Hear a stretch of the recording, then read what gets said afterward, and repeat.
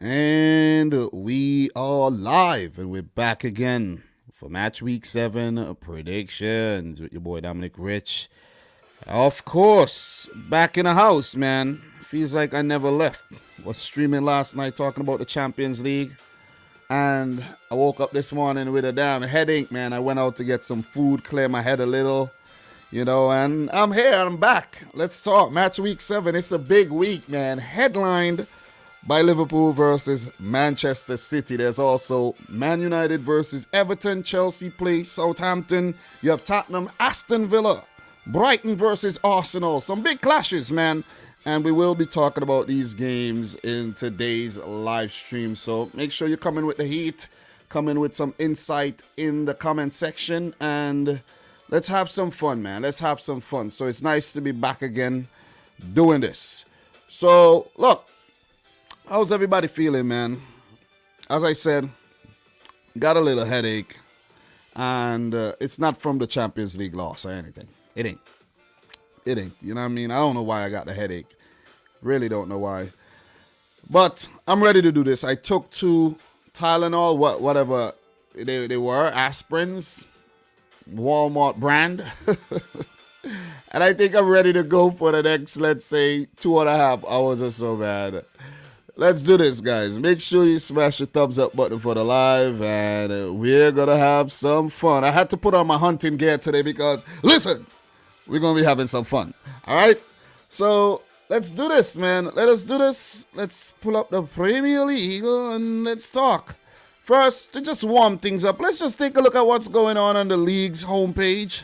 It says, choose September's Budweiser Goal of the Month. And there's also Player of the Month, and there's the Manager of the Month award as well. So let's just take a look at these things.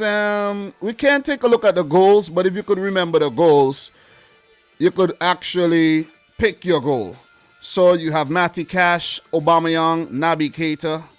You have Townsend, Andros Townsend, Romelu Lukaku, Jesse Lingard. I ran a blank on Lingard for a second there. And Bruno Fernandes. They were all good goals, though. All good goals. But let me see, man. It's very difficult. The Naby Keita goal was very, very, very spectacular. Same as the Cash goal and the goal from Andros Townsend. I know the Lingard goal was brilliant with the win and the Bruno goal as well. But I think in terms of spectacularism, that's not even a word. Look, I'm going to pick for goal of the month. I'm going to actually go with Andros Townsend here.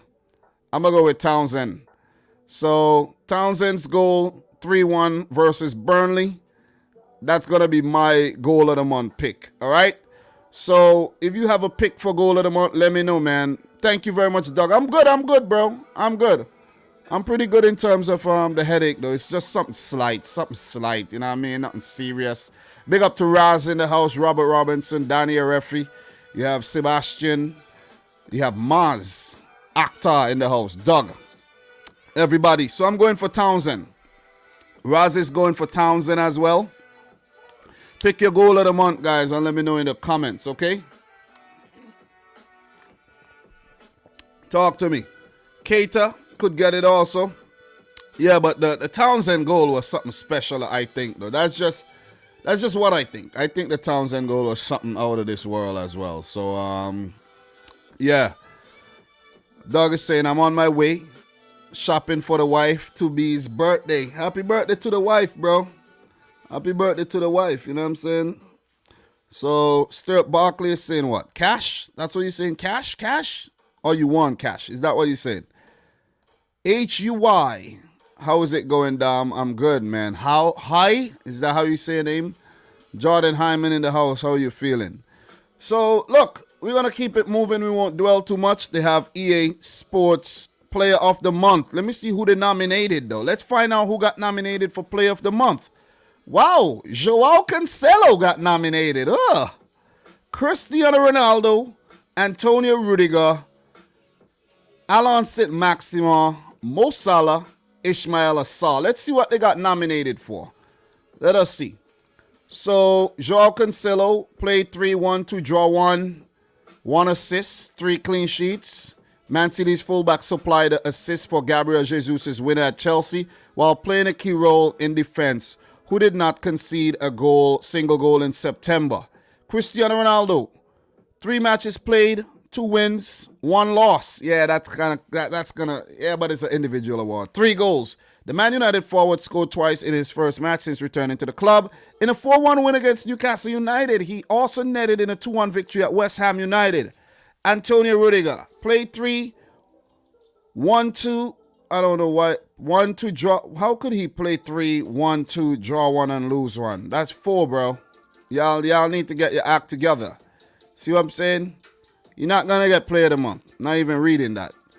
Alan Saint-Maximin played 3, didn't win any, but he has 1 goal, 2 assists. That's not good enough. Mo Salah with 3 goals, 2 wins and a draw. 100 Premier League goal. Not going to get into the reading either. Overexert myself. Ismail Assar, 3 goals, 1 win, 1 draw, 1 loss. Yeah, this one, I think they're going to give it to Cristiano Ronaldo. I think it's going to be Cristiano Ronaldo for his emphatic return to Manchester United, and just his goal scoring ways is not deserting him. So for player of the month there, where's the vote? There's no vote. Vote for how do you vote?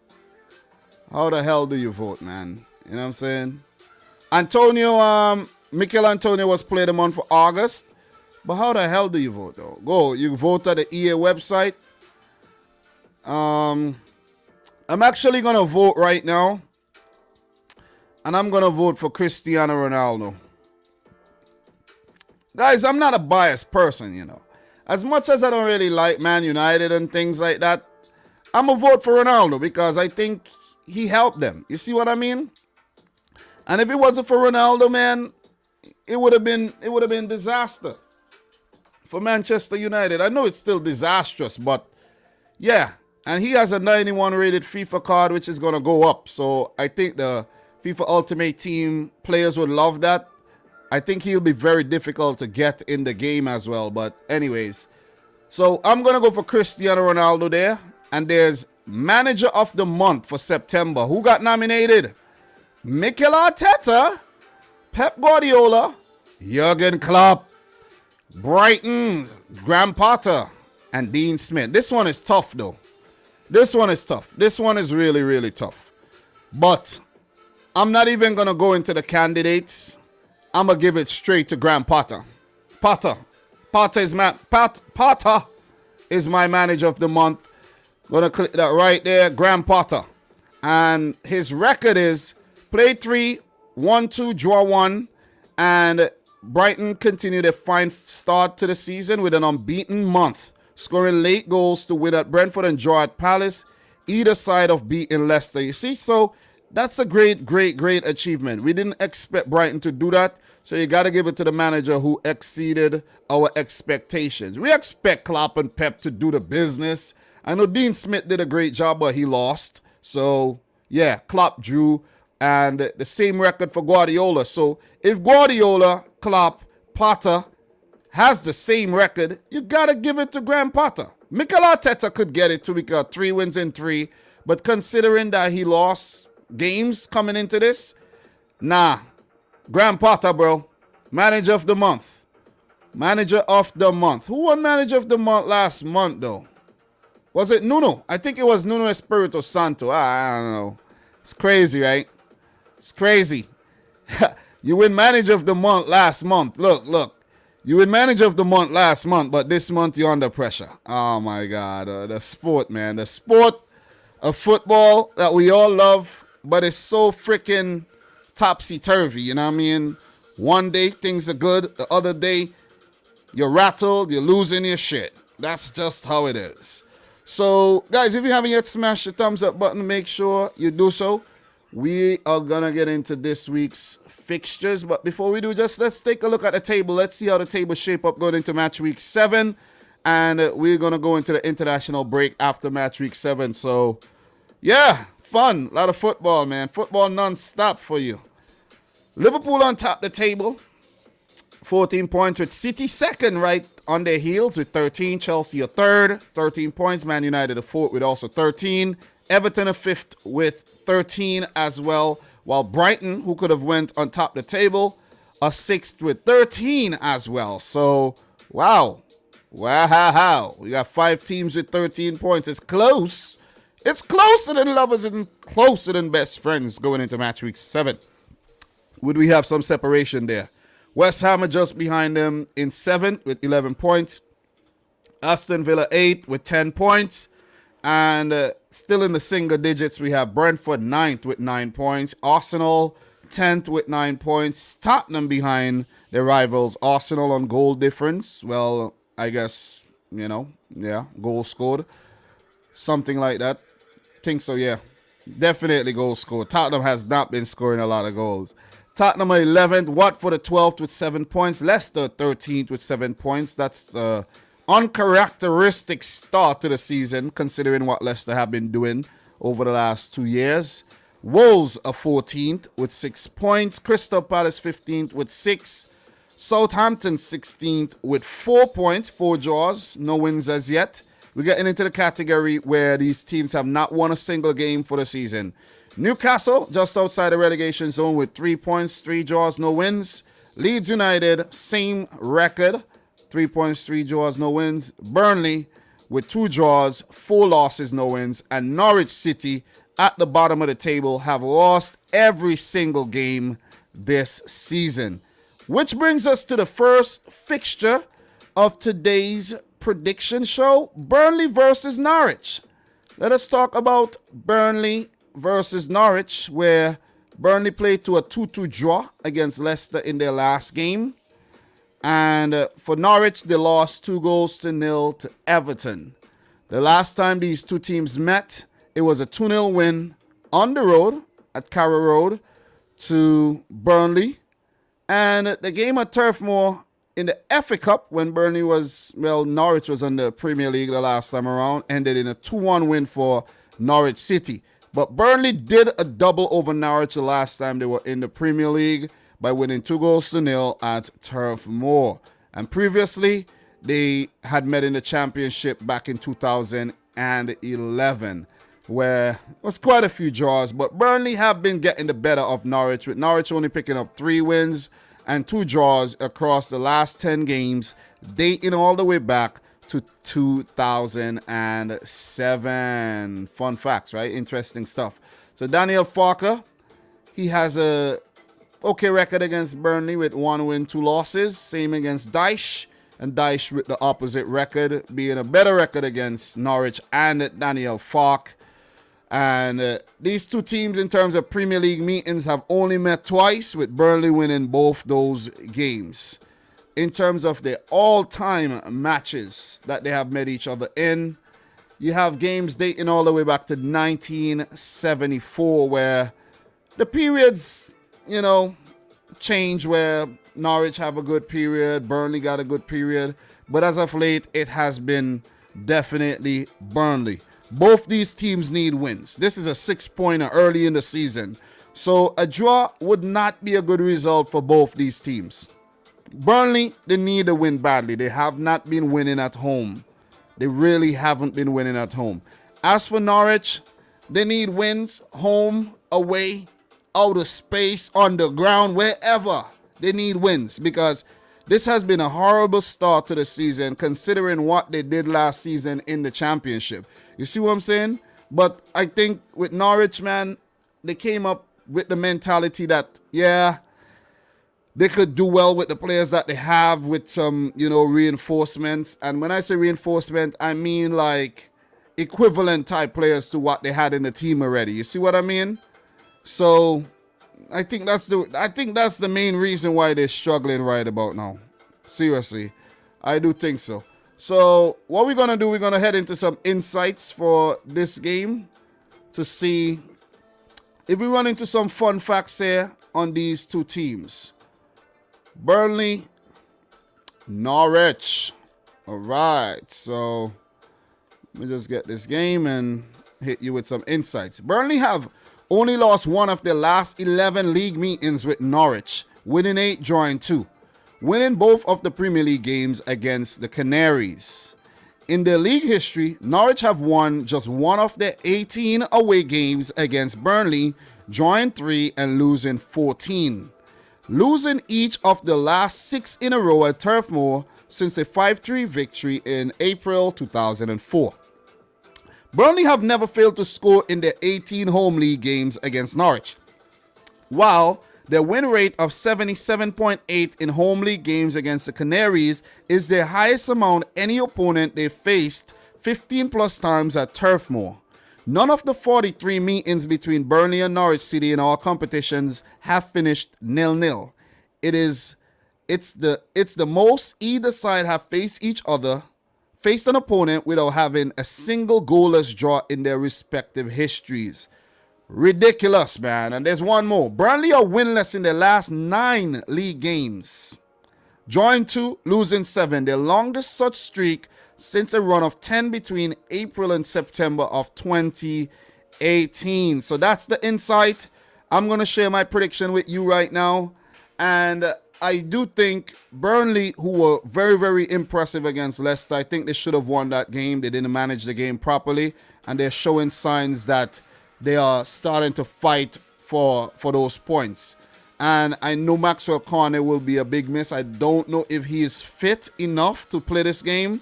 But what we're going to do, we're going to check the website like we did last time around to see if we run into some, any news, any type of breaking news on the team news or anything, injuries and all that good stuff. And the reason why I do this is because there's 20 teams. I can't sit down and go through 20 websites offline, and it's gonna take forever. You see what I'm saying? So it's just a fun activity that I started doing last time we streamed, so that we could actually find out what's going on here. And the beauty about it is the fact that I did this last time around, all the websites are like saved in my history, my browser history. So once I click Burnley, their website would just automatically like pop up, which is absolutely lovely when you really think about it. So what we're gonna do is I'm gonna share my prediction. My prediction is 2-1 to Burnley. They're finally gonna get a home win, and they're gonna pick up their first win this season. As for Norwich, I think they're gonna continue to struggle, man. It's just sad. Watching them in the League Cup against Liverpool, where they had opportunities in their last game there against Everton. They just look like, I don't know, man. They might go 10 without a win. And if there's any game they could win, it's this game. You see what I'm saying? The win probability goes up for this game, but they have just looked ragged, man. They need to find a formula. Could they actually prove me wrong? Yeah, they can. But I don't know, man. I really don't know. So I'm going to go for a 2-1 win for Burnley, the Clarets. So in terms of their next game, Burnley, after the international break, will face Manchester City. I don't think they're going to be looking forward to that one quite a lot. But you never know, man. You never know. As for Norwich City, their next game, which comes after the international break, will be against Brighton and Hove Albion. The Canaries versus the Seagulls. That's definitely one to look forward to. So in terms of the Burnley news, let me just put this up here and we're going to just get the Burnley news really quick. Yeah. Let's check out what's going on here in terms of Burnley. You have press conference. This was done today already. And celebrate 9 years together. What else you got here? Nothing really in terms of the Rodriguez Carabao Cup play of the round. Yeah, nothing really new. Nothing new on Burnley. I'll have to watch the press conference in order to find out if there's actually, you see what I'm saying, any team news. But there's a vacancy for a security officer. So if you live in the Burnley area, you could go check and get a job. There's job postings there. You know what I'm saying? But Maxwell Cornet, I know, picked up an injury in the last game. So he would definitely be a doubt for this match. And that I think would be the only new thing about Burnley that we actually have to talk about. So let's just run over to Norwich, and then I'm going to check out what you guys are saying in the comment section. So we're going to go straight over to Norwich City. And let's see what happens. So how to follow Burnley versus Norwich. Latest news, Adam Ida and Andrew Omo Bamidele. That's a weird name, bro. Called up for the Republic of Ireland. So all the best to the youngsters. Adam Ida was horrible in the Liverpool Carabao Cup game. Just want to put it out there right now. Ain't no half measures here. So I don't think there's any more news to really talk about in terms of these two teams. Neil Adams on his role of assistant sporting director. Bam, bam, bam. Finland named Pukki in World Cup qualifying squad. Big up to my boy Michael Talks Football. Now I see Pukki. You know, so yeah, just news of who got called up and things like that. Nothing really else to talk about. So what we got here, big up to the boy Adam the Great, who says, hello everyone. Norwich will get relegated. I'll be surprised if they get 10 points this season. 10, yeah, they'll get 10, man. I think they'll get 10. They'll get about 20-something points. They start getting their act together sooner rather than later. So many quality teams this season. Teams slightly above Norwich will beat them. Burnley 3, Norwich 0. Thank you very much for your prediction here. Jason Daring and City is my team. Thank you. What else we got here? 2-1 to Burnley. Sebastian. What else we got here? Ecosium Antique. Hi, Dom. For Man City, I think this year to win the UCL, they usually beat all the teams on their way to the first round. This is a loss. PSG is a wake-up call. I'm sure this will help us improve. All right. We're not really talking about City yet, but thank you very much for dropping that. 1-0 to Burnley, says A-Bob. Raz, if Norwich had 20-something points last time, they were up. Where are the points going to come from for them in this season? You got a great point. 3-1 to Burnley, says Jason. What else we got here? 1-1, Raz. Jordan, 2-1. Jordan, I swear you just dropped another prediction down at the bottom here. Oh, am I wrong? Nah, that was another person. What else we got in terms of prediction, though? I think that's it.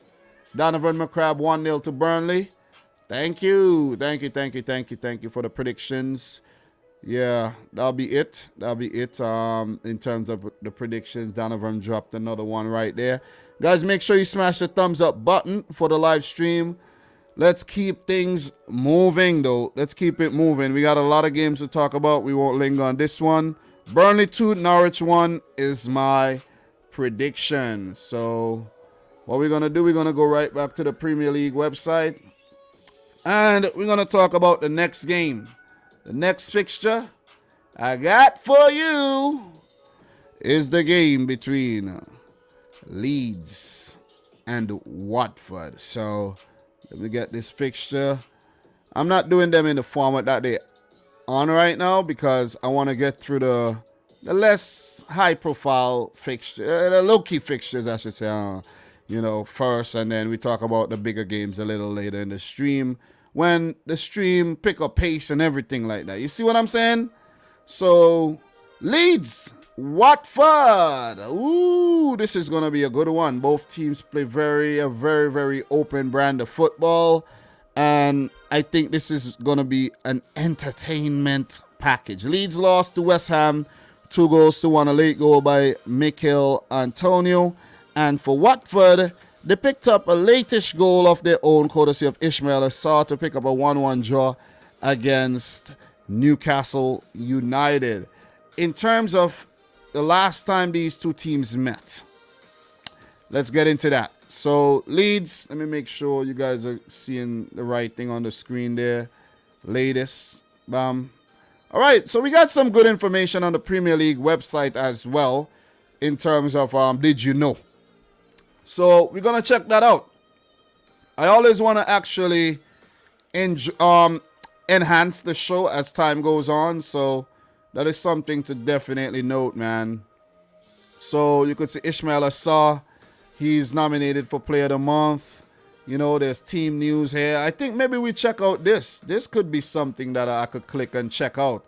That actually goes to the Watford website, though. So I'll just leave that there for when I'm ready. That goes to the Watford website, which is cool.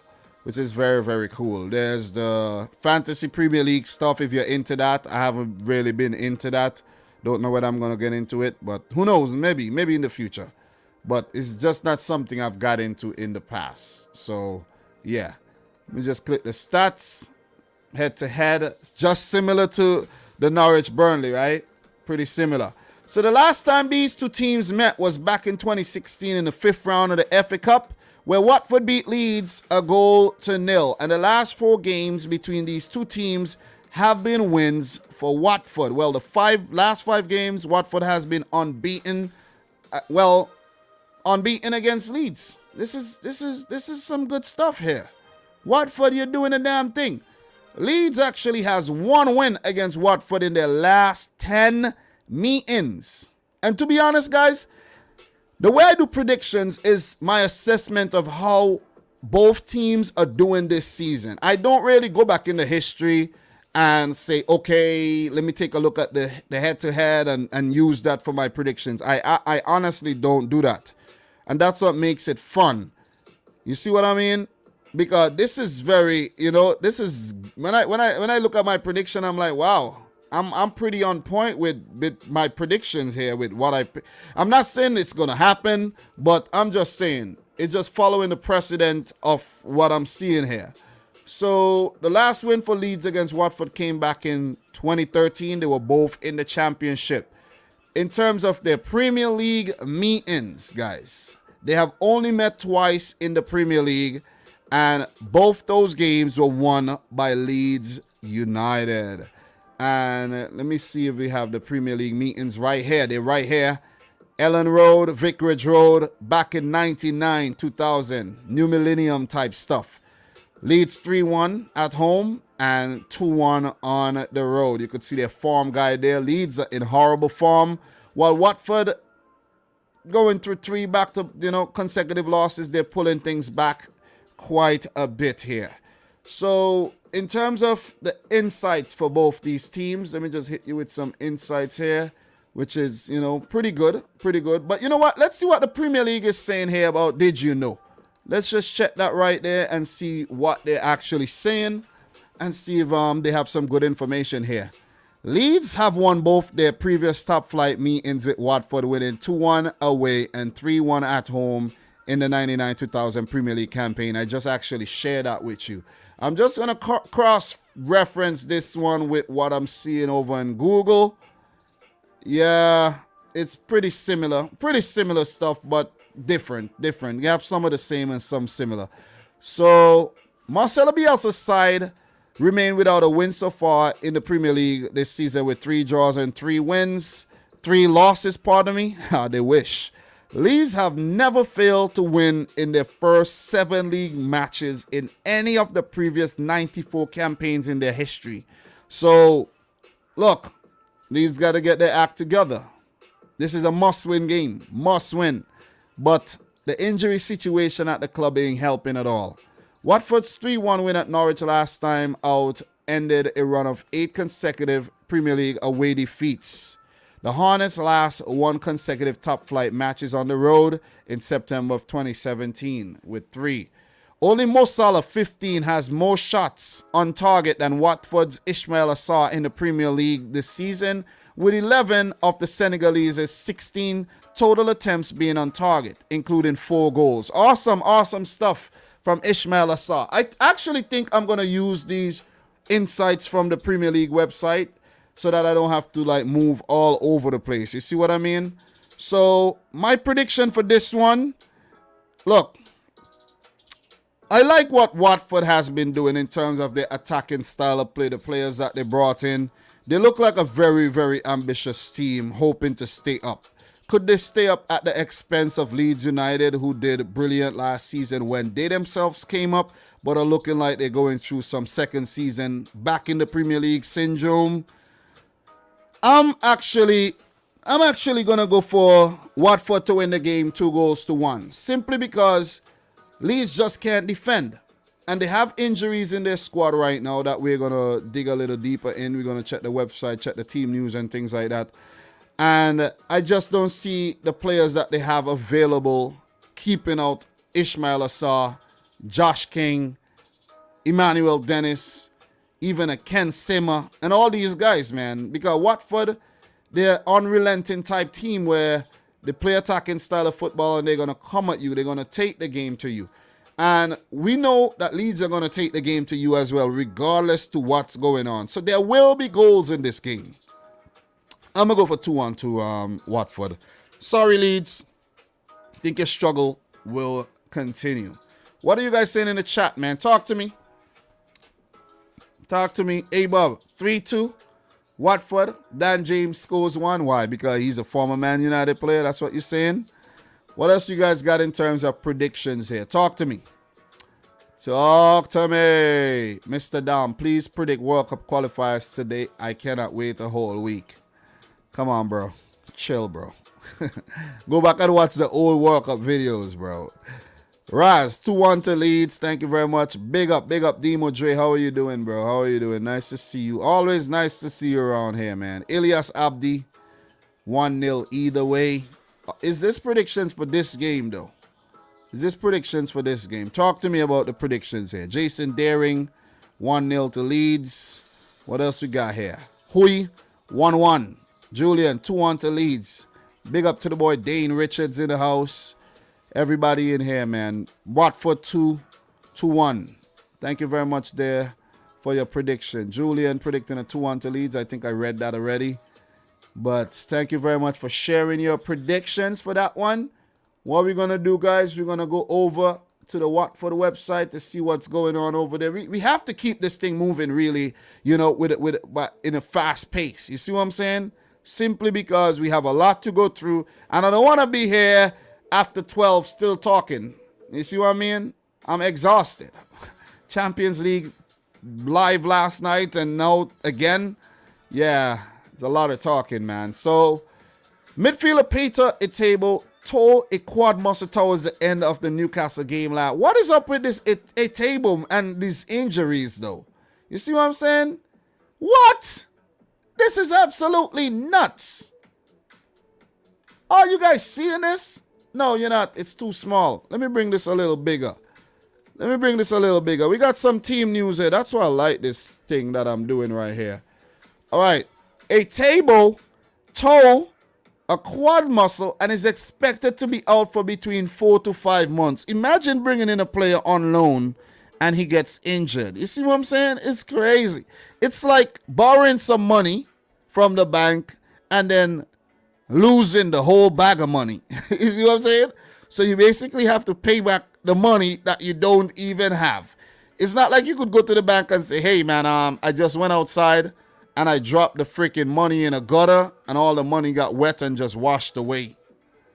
They're going to be like, bro, that's your business. Pretty much the same thing that happened to Etebo, man. Fellow midfielder Tom Cleverley was subbed, feeling dizzy at the halftime on Saturday after a knock to the face. He has followed the concussion to return to training protocols this week and will be available for the trip to Leeds. That's also true of goalkeeper Daniel Bachmann, who's returned to full training after shaking off a minor knee problem. So that's that. That is that for you in terms of the team news there for Watford. Let's just check their website, see if they have any other news that we might pick up on. Any jobs available out there for the people that need jobs and things like that. So we're not going to get too deep into these other things here, but Ismail Assar nominated for September Premier League Player of the Month. Good stuff. And Loan Watch, their players that's out on loan as well. Goal and assist for Zinkernagel. You know, so that's a good thing. You know, when you send a player out on loan and he's doing well, that's very, very good. So a lot of stuff on the website to go check out, man. Hornets to support October LGBTQ and events. Guys, tell me, what are your thoughts on inclusivity in the sport? Let me know. Watford FC partner with Retro Wheels. Oh, yeah, you see, that's some news. That is some news that we actually could talk about. Retro Wheels. Don't know much about them, but that's something you guys could check out. And yeah, that's about it in terms of that. Catch up what happened at Watford during the week. As for Leeds United, we're going to go to leedsunited.com. Easy does it. 3 Lions call up for Leeds United midfielder. Yeah, he was England's player of the year last year, right? So obviously he's going to get called up. He didn't do anything wrong. And I would absolutely love this guy, Calvin Phillips, at Manchester City, though. I just want to put it out there. Calvin, bro, if you know what's good for you, bro, do not, and listen, listen, look at this. Let's take a look at this. Do not, under any circumstances, go to Manchester United, Mr. Calvin. Use your damn brain, bro. Watch what's going on there. Do not go there. All right? It'll be a dumb decision. Anyway, that was a little nice thing. They do have a wicket, on sale right now. So if you're a Leeds fan, go over and buy it. So, yeah, that is what's going on there in terms of Leeds United. In terms of team news, let me see if they have anything in terms of team news here for you guys. Marcelo Bielsa, they are a solid team. Let me see. Let me see if there's anything ahead of the Watford clash. Let me see if there's anything we have here. Okay, we got some team news here, guys. We got some team news here. Rafinha is available. Patrick Bamford is out. Big up to Rafinha, though. Quality player, but he can't do it all by himself. I think Bamford was a key part of what they did last season. And the fact that he is injured, they're missing that focal point up top. Another player who was injured, who is now available, is Diego Llorente. Stop-start to his Leeds career. So let's see if he could get stronger and stay fit. Bamford has an ankle injury, which will take him a few more weeks to resolve. It hasn't been a simple injury. Luke Ayling has a problem with his knee that is going to require a simple surgical intervention that will also require some time after the procedure is done. That's a big miss. That's a huge miss. He's a key part to how they play. Robin Koch has a problem. He is actually better unsuited on the bench. Let's just put that out there. And that'll be it in terms of Leeds United and their team news. And what we're going to be doing right now is going to share with you who these teams play next and keep it moving. So for Leeds, their next game will be against Southampton after the international break. And for Watford, they will play Liverpool. That's always one to look forward to. Watford are kind of a, bogey team to Liverpool. If it's fair to say that. You see what I'm saying? So how are you guys feeling in the chat right about now? Talk to me, man. Talk to me. A-Bob is saying Phillips is going to Liverpool. He doesn't look like a City player, bro. We don't know this. We don't know these things, okay? We don't know these things. Raz, you guys don't even need Phillips. Of course, Fernandinho will be leaving. Of course we need Phillips. You see what I mean? Heir to Fernandinho's throne right there. Whoever we get, it is okay. You know what I'm saying? Hey, can I post my channel link? No. I never seen you before, bro. Never. Never, ever seen you before. Cannot post the link, bro. It doesn't make sense to post the link. You see what I'm saying? It doesn't work like that. It doesn't work like that, bro. You got to put out your content. And your content has to get organic views. And I never seen you, bro. Never. You see what I'm saying? Not once in my life I've ever seen you on here. You see what I mean? So, yeah. Adnan, Dam, Ismail Assar or Jota, who will be better in 5 years? Bro, I don't know, bro. I don't know. If I could tell you what will happen in 5 years, bro, I'll be a rich man. And I won't be here right now actually doing this. Because I'll be somewhere in the freaking Maldives. On a yacht somewhere. Somewhere in the Grenadines. You know what I'm saying? Somewhere down in, what's the place name, man? Oh my God. I'm forgetting the place, man. Carriacou. Somewhere down in Carriacou chilling right now. You see what I mean? A-Bob would know what I'm talking about. So, we're going to move on, man. We're going to move on to the next game. Watford 2, Leeds 1.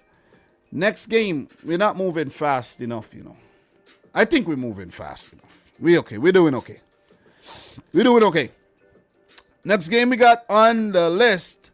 Wolves versus Newcastle United. Oh!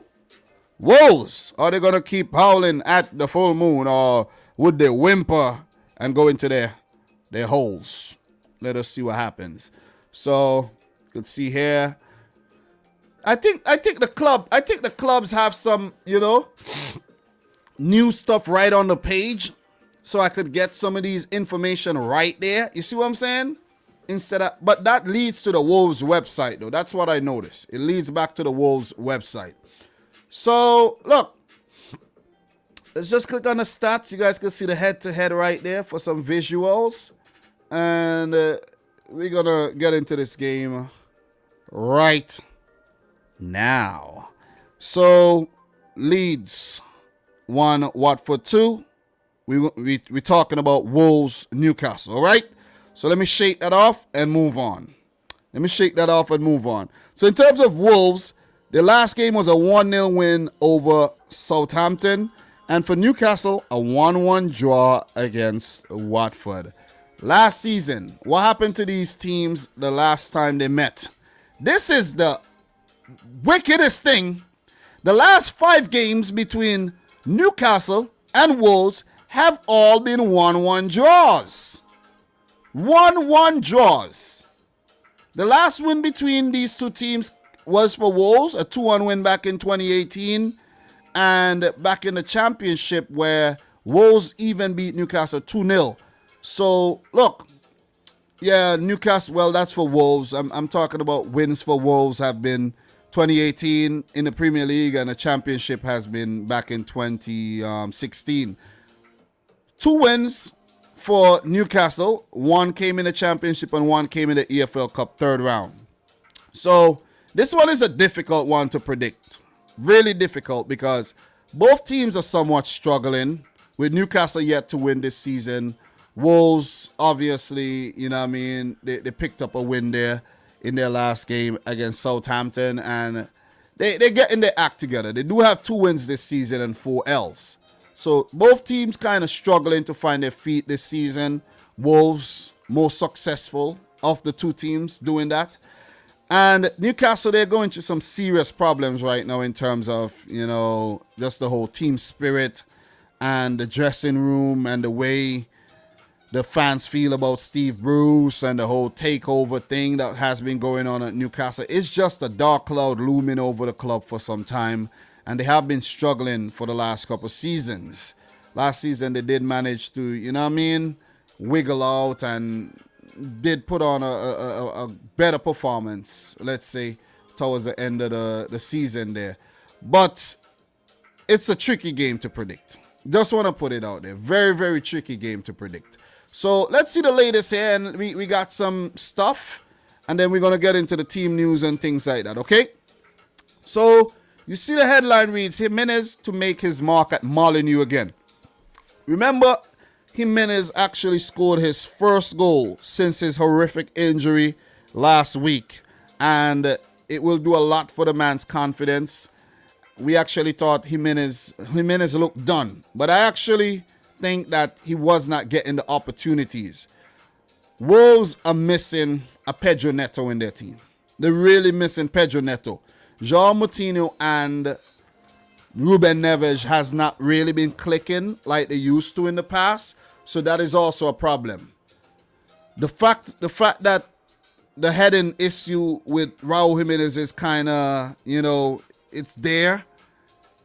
We're not seeing the crosses into the box for Jimenez to head into the goal. You see, it's a psychological issue when it comes to him heading the ball now because of that injury. But I have been saying, if the ball falls to Raul Jimenez, Wolves will get goals. But when it's falling to guys like Adama Traore, man, it's just not happening. You see what I mean? It is just not happening for them. So in terms of, did you know, we have Raul Jimenez scored his first Premier League goal in almost a year in Wolverhampton Wanderers' 1-0 win over Southampton last time out. His last goal at Molineux in the competition came against Newcastle back in October of 2020. Both Wolves and Newcastle have scored in all 12 of their Premier League meetings with one another, making it the most played fixture in the competition not to produce a clean sheet. 8 of those 12 matches have finished 1-1, including each of the last 5 in a row. Ridiculous, right? And I did share that at the beginning. After winning 5 of their last 8 league matches in the 2020-21 season, Newcastle are without a win in their 6 fixtures so far this season, drawing 3 and losing 3. That's an okay start. You see what I'm saying? If you could start picking up wins like right now, like let's say by the time they get to match week 10, they have like 3 wins, 3 draws, and maybe 4 losses. That won't be a bad start at all, if you ask me. Alain Saint-Maximin has either scored 2 or assisted 3 of Newcastle's 7 Premier League goals this season, 71%, registering a goal involvement in each of his last 4 appearances in the competition. That's why we all love him, man. He's a fantastic player to watch, and I actually think, if Newcastle continues to struggle this season, we could see another club coming in for a player like Alain Saint-Maximin, because I think he deserves better, man. He can't be struggling like that at Newcastle forever. You see what I'm saying? That's pretty unfair to the guy, if you ask me. He needs to flourish a lot more in a different system. Or who knows? Maybe this is the system that he likes to play in. You never ever know, man. You never ever know. So in terms of managerial meetings, this would be the first time Bruno Lage is meeting Steve Bruce. But Steve Bruce has played against Wolves 23 different times, winning 6, drawing 10, and losing 7. So player to watch, as I mentioned, Alain Saint-Maximin for Newcastle. Raul Jimenez, definitely. Adama Traore for Wolves. So in terms of the team news here, let's check this out. I'm going to actually click this. It's going to send me over to the Wolves website. And I'm just going to share the Wolves website with you right here for us to get some team news. All right. So injury update, Mosquera. He's a center back that just featured, a Colombian center back that they give, a little start there the other day, and he got injured. Yerson Mosquera will face a lengthy spell on the sidelines after it was confirmed that he would need surgery on a hamstring injury. Very sad, man. Very sad. The Colombian senior debut was cut short last week when he was forced to exit the field of play in the opening 10 minutes. He wasn't ready, man. He wasn't ready. Simple. It's going to take the man 4 to 5 months. God damn. Bye-bye, Yerson. See you next year. With regards to Pedro Neto, we are taking him stage by stage, and he is due a specialist review on progress in October. Until then, we do not want to put pressure on him by giving him a specific return date. The main goal is to have him back when he is fully ready. And there's Johnny Otto as well. Johnny is doing well, rehabilitating from a cruciate ligament surgery and is on course for an expected return in the new year. So Johnny will be out, Neto will be out, Mosquera we know will be out for sure. So that's just something to note in terms of Watford. But look, not Watford, Wolves. I don't know why the hell I said Watford. You know why? It's the yellow though. And I saw the Bitcoin thing over here. That's why. Ah, man. The mind, right? The way the mind works. My prediction for this game, I'm going to go for a 1-0 win for Wolves. I am going to get to the Newcastle segment just to look at their website right now. But I'm going to go for Wolves to win. I think Callum Wilson is still out injured, and he is a big part to how they play. And it's just not been the best thing having Saint-Maximin playing through the center, where he could be a more creative force and supply the balls to Callum Wilson. So let's just take a look at the Newcastle website really quick. I'll check the comments to see what you guys are saying. We're going to go right over to the Newcastle website. You see what I mean? And see what's going on in terms of news. If they even have any news, because what's going on at Newcastle right now, I really can't trust them to have like updates. You see what I'm saying? Seriously.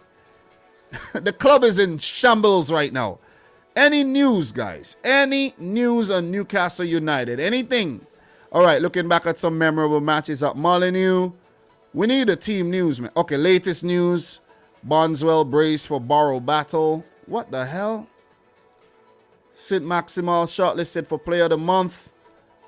All right, we don't have anything on injuries. Okay, Kraft and Fraser receive international call-ups. Jeff Hendrick received international call-up as well. But yeah, we don't have anything updated here, man. They have a player by the name of Martin Burley who passed away. So RIP to him. And yeah, ain't got nothing else. You know what was funny? When Newcastle got beaten by Manchester United, the Newcastle players were actually asking for Cristiano Ronaldo's jersey. Isaac Hayden, Joel Linton, and Jamal Lascelles. You guys are groupies. Just want to put it out there. Groupies, man. You see what I mean? Definitely. So, they did have news here on the players that would miss the Watford trip, but they don't have anything on the players. Let me see. Let me see if the referee. Anything on the... They have stuff on the referee, but they don't have anything on their own damn players. You see what I'm saying? So, pretty weird, man. Pretty weird. Pretty weird stuff. Pretty weird. Tune in training, okay. They have pictures in training. We ain't got nothing on the injuries. But let's just assume that Callum Wilson won't be available to play this game. Okay? It's not good to assume things, but let's just assume that. All right, guys? That's the safest bet. What are you guys saying in the chat right now? Talk to me. Willock's, let me see what you guys are saying here. Wolves 2, Newcastle 1. Willock's powers worn out by now. Seems like it, bro. Seems like it. Some of these guys only work when they're on loan. When they join permanently, it's like they don't have much more to prove. You see what I mean? Because Willock was just trying to prove a point to Arsenal. And then Arsenal still sold him. So he needs to get his act together and fast. Talk to me, guys. Talk to me. Hey, Bob, who wouldn't want Cristiano Ronaldo's shirt? Come on, Dom. Yeah, but still, man. Groupies, man. Groupies. You on TV. You on TV getting turned down. Ronaldo. You know what Ronaldo did? Ronaldo said, listen, this is what Ronaldo said. When the first player asked him, Ronaldo said, yeah, he just asked me. When the second player asked him, he said, yeah, he just asked me. When the third player asked him, he said, yeah, he just asked me. I promised my shirt to someone else, basically. You know what I'm saying? Ronaldo, bro, you sly fox. Telling you. That was funny. That was funny, though. But still, though, you know what I mean? I understand what you're saying, who won't want a Ronaldo jersey. They probably told their girlfriends, like, hey, babe, I'm going to get you that Ronaldo shirt. Watch. Didn't happen. Didn't happen. Girlfriend left him. See what I'm saying? Maybe that's why the Newcastle players are playing like this right now. Who knows? See what I'm saying? Don't make promises you cannot keep. Anyways, let me take a look at the comments here. Klopp would turn Saint-Maximin into a goal machine. You see how you Liverpool guys are so like Liverpool centric? He's already a goal machine. What are you talking about? Didn't you hear what I just said? He's a goal machine. He's been involved in all 5 of Newcastle's last goals. What are you talking about? The man is already a goal machine. So you need to come again. Saint-Maximin is already a star. So what are you talking about? See what I'm saying? He might not actually do well under these types of managers. He might not do well. So just keep that in mind. Keep that in mind. Saint-Max has to be one of the best dribblers in world football right now. I do agree with you. Do agree, man. The man is nice. The man is nice. I can never, listen, can never forget what this guy did to Tyrone Mings, man. The man went this way, that way, this way, that way, and then shoot. I was like, geez, man. Geez, that was fun. That was fun. So, what else we have here, man? Glenn Owen is saying Maximin versus Traore. Yeah, that'll be a good one. That'll be a good one. Big up Glenn. Big up Glenn. Big up Niger LFC TV. Who is this? Is this my boy, Adnan? How are you doing, Adnan? What else we got here in terms of comments, man? Just looking through the comments. Nah, dumb and smoke. I'm just, listen, I can say Saint-Maximin at City. I would love him, but Pep won't sign a player like him. I don't think Pep would sign a player like him. To be honest, Pep won't. Guys, if you haven't yet liked the video, make sure you do so. We'll definitely appreciate that. Wolves 1, Newcastle 0. We're going to keep the ball rolling. We have to keep the ball rolling because we're not moving fast enough. But I'm still warming up and I'm still kind of sluggish after that breakfast I ate. You know what I'm saying? I ate me some dumplings, you know, with some saltfish and thing. Cook up saltfish and dumplings from this Jamaican restaurant. And, you know, had some lemonade to go with that. Heavy, man. Too heavy. I should have ate a little earlier. I'm a little too heavy right now, man. Akin Femwa right now. You see what I'm saying? Oh, man. Mr. Freaking Akin Femwa kind of vibes I'm feeling right now. So, look. We're going to keep it moving, man. We got a lot more to talk about. I haven't even scratched the surface, though. But no pressure. We just chilling. We have to do this every week for 38 weeks anyways, so no rush.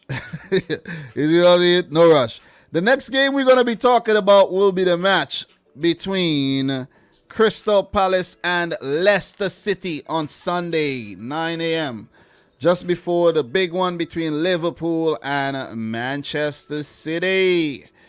This will be a good one. Patrick Vieira versus Brendan Rodgers. This will be a very, very good game where Crystal Palace are playing some more attractive football than they did under Roy Hodgson. The game will be at Selhurst Park. And Leicester City still trying to shake off that funk. You see what I mean? It's probably the funk of fucking up last season, pardon my language, if there's any youngsters in here right about now. But, you know, this is kind of like PG-13. If you're under 13, you really shouldn't be on YouTube. You know what I'm saying? You should know that. You know, you should be on YouTube freaking kids if you're under 13. So, them dumplings will sit in your belly like bricks. Why? I chew it up, bro. What are you talking about? I chew up the dumplings. How could they sit in my belly like bricks? Come on, man. Be positive, bro. Where's the positivity? You see what I mean? Whereas the dumplings are like bread. It's like bread. They're all made from flour and things like that. Come on, man. Stop it. Stop it. Anyways, tonic, bro. I don't like the negativity, you know. Some of you Liverpool fans come in here with the negative vibes all the time, man. Stop it, man. Stop the negativity. I'm just previewing the other games. I'm not even talking about Liverpool versus Man City yet, and you guys are already coming at me. You see what I mean? Anyways, let's go. Crystal Palace, Leicester City.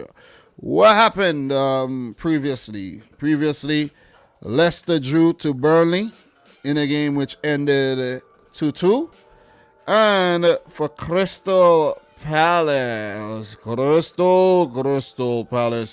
their game on Monday against Brighton and Hove Albion ended in a draw. This is a game I haven't actually spoke about yet. Let me just touch on that. Wilfred Zaha, penalty kick in the 45th minute. And then Neil Maupay chipped the goalkeeper. An emphatic chip in the 95th minute. Ran over, celebrated in front of the freaking Crystal Palace fans. Him and Zaha got into it as well for doing that. Like, Zaha's like, yo, why are you doing that? Why are you like that? You know what I'm saying? You need to stop it, bro. You need to stop being like that. But Neil Maupay is a freaking G. Nobody can tell me otherwise. This guy, when it comes to, you know, just egging on the opposition fans, this guy is just the classic guy, man. You know what I mean? And you need characters like that in the game. Definitely. Remember, it's entertainment.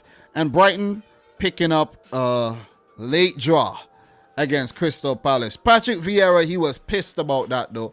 Because, you know, Crystal Palace were definitely on course to picking up their, the second win this season? So they now have 3 draws and a win, 6 points. Not a bad start to the season for Crystal Palace at all, though. Definitely not bad. They're only 1 point behind Leicester City, so they got a lot of positives to actually take away from the first 6 games of the season. Last couple games between these two teams. 4 games. Crystal Palace have not picked up a victory against Leicester. This ain't good at all. But the previous 4 games between 2017 and 2019, Crystal Palace won all 4. So, yeah, things are swinging back towards Leicester. Let's see if Crystal Palace could swing it back their way. This will be the first ever meeting between the former Arsenal man Patrick Vieira and Brendan Rodgers. And guys, I actually met Patrick Vieira before, you know. I met him before. I had a video on YouTube when I met Patrick Vieira, and I don't know. Let me see if I could actually find that freaking video to share with you guys, though. That would be fun to share with you guys. I was on the plane going to Miami from New York when he was an NYFC manager, and I met him, which is absolutely, it was nerve-wracking. It was nerve-wracking. That was back in 2018. My wife and I were going on a cruise, and I met the man, Patrick Vieira. All right, so I got the video to share with you guys. Oh, my God, this is classic. Oh, man, Dom, you ain't got to do him like that, Dom. You ain't got to do him like that. You see what I'm saying? As you guys could see right there, I'm on the plane. You guys are watching right now. Make sure you smash the thumbs up button for this one. Smash it. Come on. Come on. Smash the thumbs up button for the best prediction show on the planet. I'm taking it. I'm taking it. I don't mean to be cocky, but I'm taking it, man. I'm taking it. The other prediction shows are not like this. I'm doing this all alone, too. It's not like this. You see what I'm saying? It ain't. It ain't. It ain't. Before I move on, Dom, which Leicester player will Zaha fight on Sunday? He's always on smoke. Tell me about it, man. Zaha, might as well he just go into MMA or something. You see what I'm saying? Because the man is a fighter. Round one. Fighter. Let's go. Let's take a look at this video. I know you guys are waiting to see this video. Let's go. Let's go. See if you notice any players on the plane. Jack Harrison was on the plane too. Jack Harrison was on the plane. It's about a minute long. Let me make this a little bigger so you guys could see what's going on. You see what I'm saying? Smash up the thumbs up button when we reach 50 thumbs up, man. I spotted him, and that's why I told my wife, record this, wife. All right. See if you notice any of these NYFC players. Wait, who's that guy? Oh, you see him right there? You see the boy? You see the boy Patrick? You see the boy Patrick there? He noticed that I'm recording, right? He noticed. He's like, oh, man, this guy's recording me. And look at these guys. You see? Oh, my God, what a moment. Look at this dude looking right at the camera, bro. I wasn't actually doing this for you. Look at this dude over there again, man. Look at this other dude there. You see what I'm saying? Oh, the boy Patrick Vieira. You see what I'm saying? Oh, man. Where's Jack Harrison? He was on this plane too, you know. He was on. Oh, look him right there. He's right there. Where is he? Wife, stop looking at my butt, wife. Stop it. Yeah, you see? That's my wife and I right there. Crazy stuff, man. Crazy stuff. You see what I mean? Crazy. You know, stop looking at my wife, guys. Stop it. Stop it. Where's Jack Harrison? Let me see if I spot him. He was right there, man. Yeah, that's Harrison right there in the black hat. That is Harrison right there. Jack Harrison in the black hat right there. As you guys could see. But anyways, enough fun and games, man. Let's go. Let's continue. Let us continue there. That was fun. It wasn't playing? Oh, my God. Jesus Christ. I think I was looking at the wrong one, man. Jesus. I'm there hyping up. I look stupid, right? I'm dumb. Very dumb. That's why my name is Dumb. Very dumb stuff. Very, very dumb stuff. Oh, my gosh. Oh, my God. Where's oh, man. I was looking at the other one, guys. Oh, my God. So stupid, man. So stupid. But anyways, look at that. Jeez. Dom, read your chat, bro. Read your chat. It's all good. It's all good. It is all good. But yeah. Let's wheel and come again. Let's wheel and come again. Let's wheel and come again. Let's wheel and come again, man. You see Patrick Vieira in the back there. I was looking at the comments, you know, but I didn't actually see that you guys are saying it's not playing, you know. I really didn't. Sorry there, guys. Sorry there. See Patrick Vieira shook his hand. See Jack Harrison. He's in the hat in the back, the black hat right there. See, right there. Yeah. That's when my jeans used to fit me, and that's my wife and I right there. You know, so. Yeah. All right, stop looking at the wife, guys. Stop. Anyways, that'll be it for that one. And we are going to move on. Oh, that was something else. I told you, it's entertainment. It is entertainment. I know you guys were there in the chat like, God damn, it's not playing, Dom. It's not playing. Dom. Oh, this is so funny. Dom is so stupid. Oh, look at him making himself a royal jackass on the internet. Talking and the thing is not playing. But anyways, talking about this is the best show, but the thing ain't playing. You know what I mean? Anyways, let's go. Let's continue here. So, yeah, thank you. Big up to Ankit in the house, man. How are you doing? Everybody in here, how are you doing? I see Adnan is actually spotting some players as well. You see what I mean? So, yeah, man. Yeah. This video is on YouTube somewhere, man. It's somewhere. It didn't really get a lot of views, though. No views, man. Last 28 days, it didn't get no views. 2021, it got 4 views, man. This video is hidden. Hidden, man. This video has been since Lifetime. This video only got 218 views, man. I gotta redo the thumbnail and put this video back up on the channel. Cause this video deserves some freaking, you know, attention, at least. See what I mean? You guys be sleeping on the vids. You didn't even know I had that classic vid in the freaking locker. You didn't know. But anyways, man, I was distracted big time there. But I was talking about Mr. Patrick Vieira and him meeting Brendan Rodgers for the first time. All-time Premier League results for Crystal Palace and Leicester. Talking Premier League, not First Division or anything. Premier League era. 18 games, 7 wins for Leicester, 3 draws, and 8 wins for Crystal Palace. At home for Crystal Palace, they have an okay record against Leicester with 4 wins, 3 losses, and 2 draws. So they need to get their act together here. So, look. In terms of some insights here, I'm going to use these. Zaha targets Premier League half century for Palace. So Wilfried Zaha has netted 49 Premier League goals and would become the first player in Crystal Palace's history to reach 50 goals in the top flight if he scores against Leicester City. You got to give it to Wilfried Zaha, man.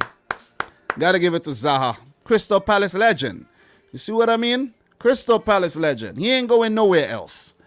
If he was to move, he would have moved already. He ain't going nowhere else.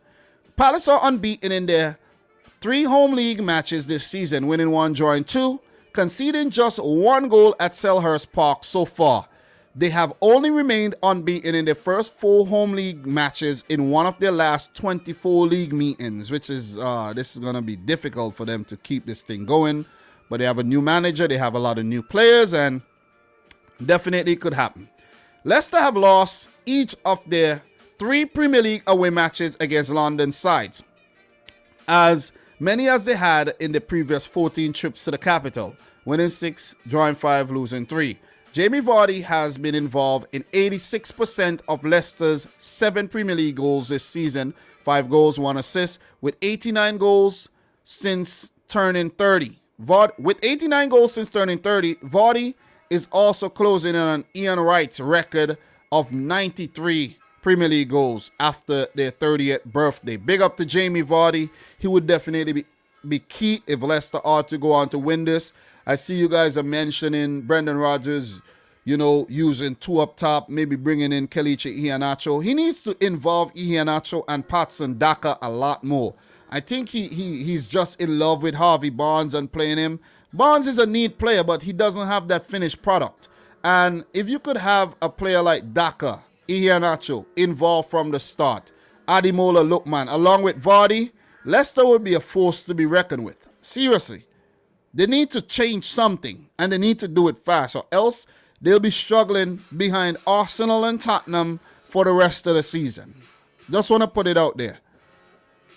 And their defense have not been great either. Johnny Evans has not really been involved much this season. I think he's fit again. Soyuncu has been horrific. Don't know what has gotten into him. Tielemans has been okay in one game, not good in the other. You know, Ndidi's always solid, but, you know, he has his moments where he could be very, very rash. And I think Leicester City are still trying to find their feet this season in the Premier League. As for Crystal Palace, they themselves are still trying to do that. I like what Conor Gallagher is doing, you know, for them. They have new centre-back pairings with Mark Guehi and Joachim Andersen. So they're still trying to just find that cohesiveness within the squad, if you understand what I'm saying. And they're looking good. Zaha is always a threat. Always a threat. You have Hudson Edward just brought in. He's definitely a goal threat. Guaita, we know he's solid in goal. This is going to be a very, very good contest. And I actually fancy Crystal Palace coming out on top of this one. I'm going to go for a 2-1 win for Crystal Palace. That's going to be my prediction for this one. 2-1 to Palace. We got a lot of things to talk about. I have to actually check the website and find out what's actually going on. So let me check the Crystal Palace website and see what's going on in terms of them and their team news and things like that. But how are you guys feeling, man? How are you guys feeling? Talk to me in the chat, man. We're going to get deeper into this thing. We're going to get deep. That's the thing about me. We're getting deep. We're getting deep. I might be here for the next 2 hours as well. Damn. If I don't speed up. Raymond, latest academy prospect to earn international call-up. International call-up? Maybe for the under-19 team or something like that? Who is this guy? Let's find out. Let's find out what's going... What? Oh, under-19. Yeah. I was like, oh, okay. Palace for Life Schools return for October 2021. See the kids there. Ah, lovely, man. Lovely. Ah, man. Ah, the kids are the future, man. Lovely to see the kids running up and down. Crystal Palace Play of the Month for September. Conor Gallagher. Pretty sure it's Conor Gallagher. Pretty sure. No, who is it? Zaha. No, you have to vote. You got to vote. I'm going to give it to Conor Gallagher. But you got to vote, though. Vote. Below you can vote anyone who have played 90 minutes or more. Oh, I thought they had the play already. Whatever, man. Whatever, dudes. They don't have Mateta fit. What's going on with Mateta, though? Mateta need to be fit again. But they do have Jeffrey Schlupp fit again. That's a good thing for them. You know the man Schlupp makes the team a lot better. So, what else we got there? Team news, man. Let's get some team news, Crystal Palace. Guys, we ain't got nothing here on Palace, man. We ain't got nothing fresh. Nothing fresh. Nothing at all. Nothing fresh. So, what we're going to be doing, we're going to be moving on to the Leicester City website. Leicester City. Where's the Leicester website? It's supposed to be saved here. Okay, I got it. All right, Leicester City. Let's see if we got some news and everything. Okay, for Leicester City, remember Leicester are actually playing in the Europa League today. So that's something we have to make note of. They play Legia Warsaw. So in terms of their team news and things like that, we're not going to get too deep into that because things could actually change after the Legia Warsaw game where a player could pick up an injury and things like that. You see what I'm saying? So, yeah. See Leicester doing things around the community here. This is what I do this for, though. So we could find out what's really going on so we could be a little bit more in touch with each and every club. You see what I mean? New defibrillator creates safer environment for all and things like that. Community work there. What else we have there? You have the Foxes woman bow out of FA Cup. That's, I think, the Man City lady right there. Khadija Shah, Jamaican. So, yeah. So, Leicester, all the best in your game, Legia Warsaw. I will check out that game later today. Who knows, man? I might pop up later. I don't know. I ain't going to make any promises. But I want to do the reviews for the Europa League and the Conference League, though. So, who knows? A lot of freaking football to watch, man. God damn. How are we managing with all this football, though? Tell me about it. So, guys, what's your prediction for this one? Talk to me. Talk to me, guys. Talk to me. What's your prediction? Big up to everybody. A-Bub 2-1 to Palace. We have 2-0 to Leicester, says Raz.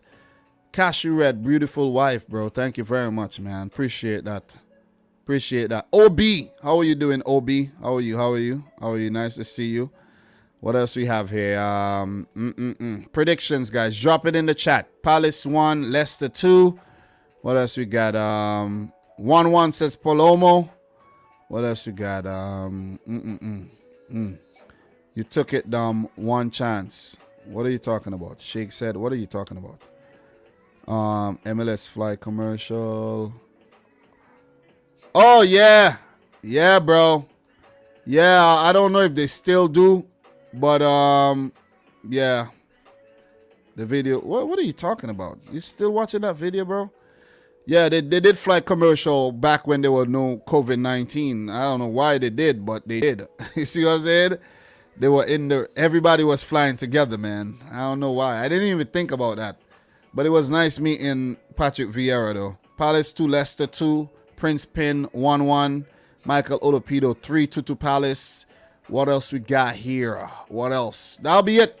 If you're watching the replay right now, make sure you smash the thumbs up button for the stream, guys. We have about 70 people in here. We got 55 likes, which means there's about 20-something of y'all in here who have not smashed the thumbs up button. Let's get the stream up to 75 thumbs up ASAP. Come on, man. Smash the thumbs up button, man. Smash a like on the video, guys. And remember, if you haven't followed me on Twitter, follow me on Twitter at Dominic Rich FC. Let's keep the Twitter growing.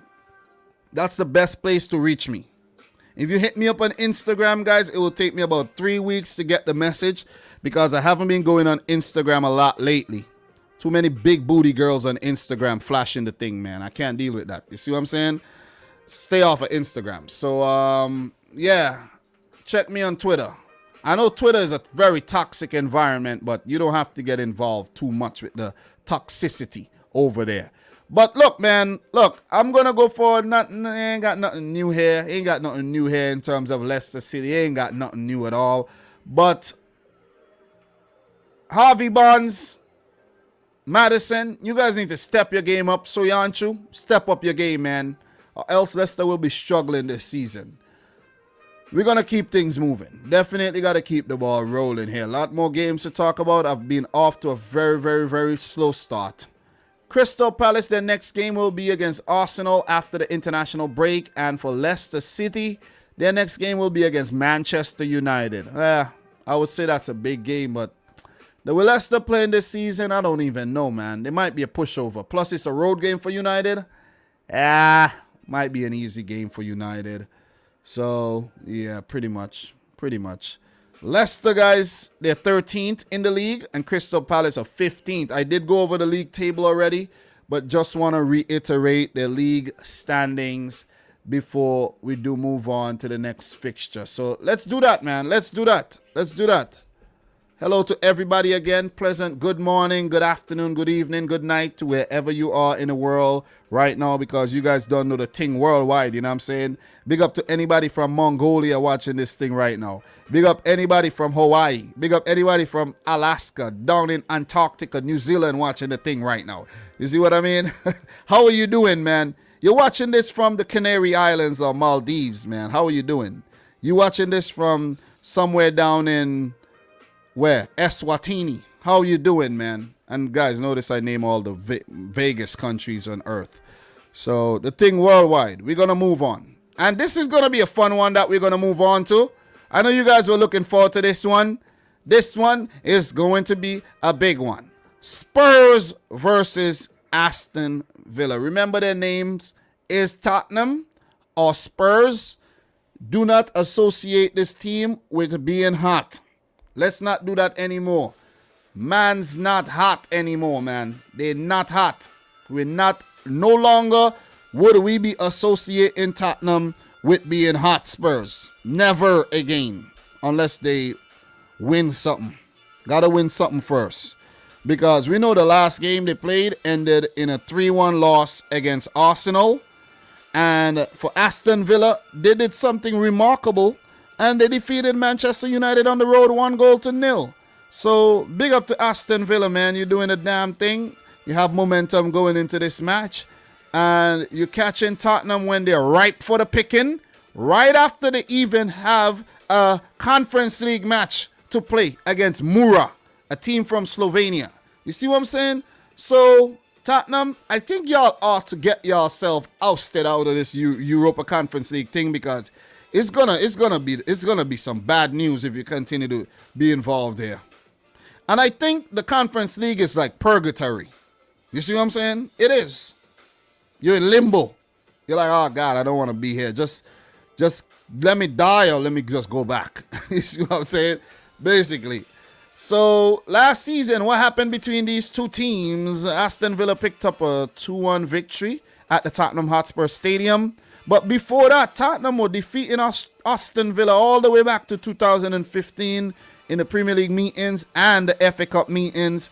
Aston Villa only has 2 wins against Tottenham in their last 10 games. In the all-time 52 Premier League matches, let me bring that up right now so you could see exactly what I'm talking about. Right there, Tottenham leads the head-to-head with 22 wins. Aston Villa do have 15 wins and there's 15 draws. So Aston Villa has over 50%, 60% of their games they have not lost to Tottenham. And it's been a very competitive fixture in the past. Maybe not as of late, but in the past. Nuno, he's under pressure. And when I tell you about being under pressure, he's under pressure. And I've been under pressure. I'm telling you, I know what pressure feels like. I know what pressure feels like. There's been some times when I've been at work and I'm under pressure, right? I get into trouble. And you have to be very careful with every single thing you do. Every single thing you say, you got to make sure you come to work early. He's under some serious pressure right now. Moura, I think they'll win, but you never know.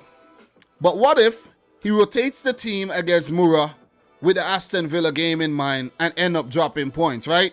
And then go play to Villa. We know Villa are no slouches. Villa, they're ready. They're ready for the occasion. It could get ugly for Nuno. Remember at the beginning of this live stream, I said, Nuno won Manager of the Month last season. You're going to go from Manager of the Month. It's like going from Employee of the Month to next month, the boss don't like you. You know what I'm saying? Like, it's a similar situation, and I think they have to get their act together, man. Nuno, bro, you could be losing the dressing room. But if there's anybody I want to blame, it has to be Daniel Levy. Should have sold Kane, bro. Should have sold Kane. You made a very unhealthy environment in the team because Nuno, he's like 5th choice manager. 5th choice. He wasn't the first choice. He wasn't the first choice. So when he came in and now he did well in the first 3 games and then the last 3 games he lost them by what? 9 goals to 1. And then you're coming up against Aston Villa? Listen, it's pressure. Pressure is on you. Harry Kane, what? No goals this season in the Premier League? Like, this is absolutely unheard of. This is ridiculous. This is ridiculous, man. So I really feel bad. I feel bad for Nuno. Matter of fact, I don't feel bad for Nuno. You took the job. Sorry. I don't feel bad for you. I don't feel bad for nobody at Spurs except maybe like Lucas Moura, maybe a Son, Lloris, these guys, Harry Kane. I don't even feel bad for you, Kane.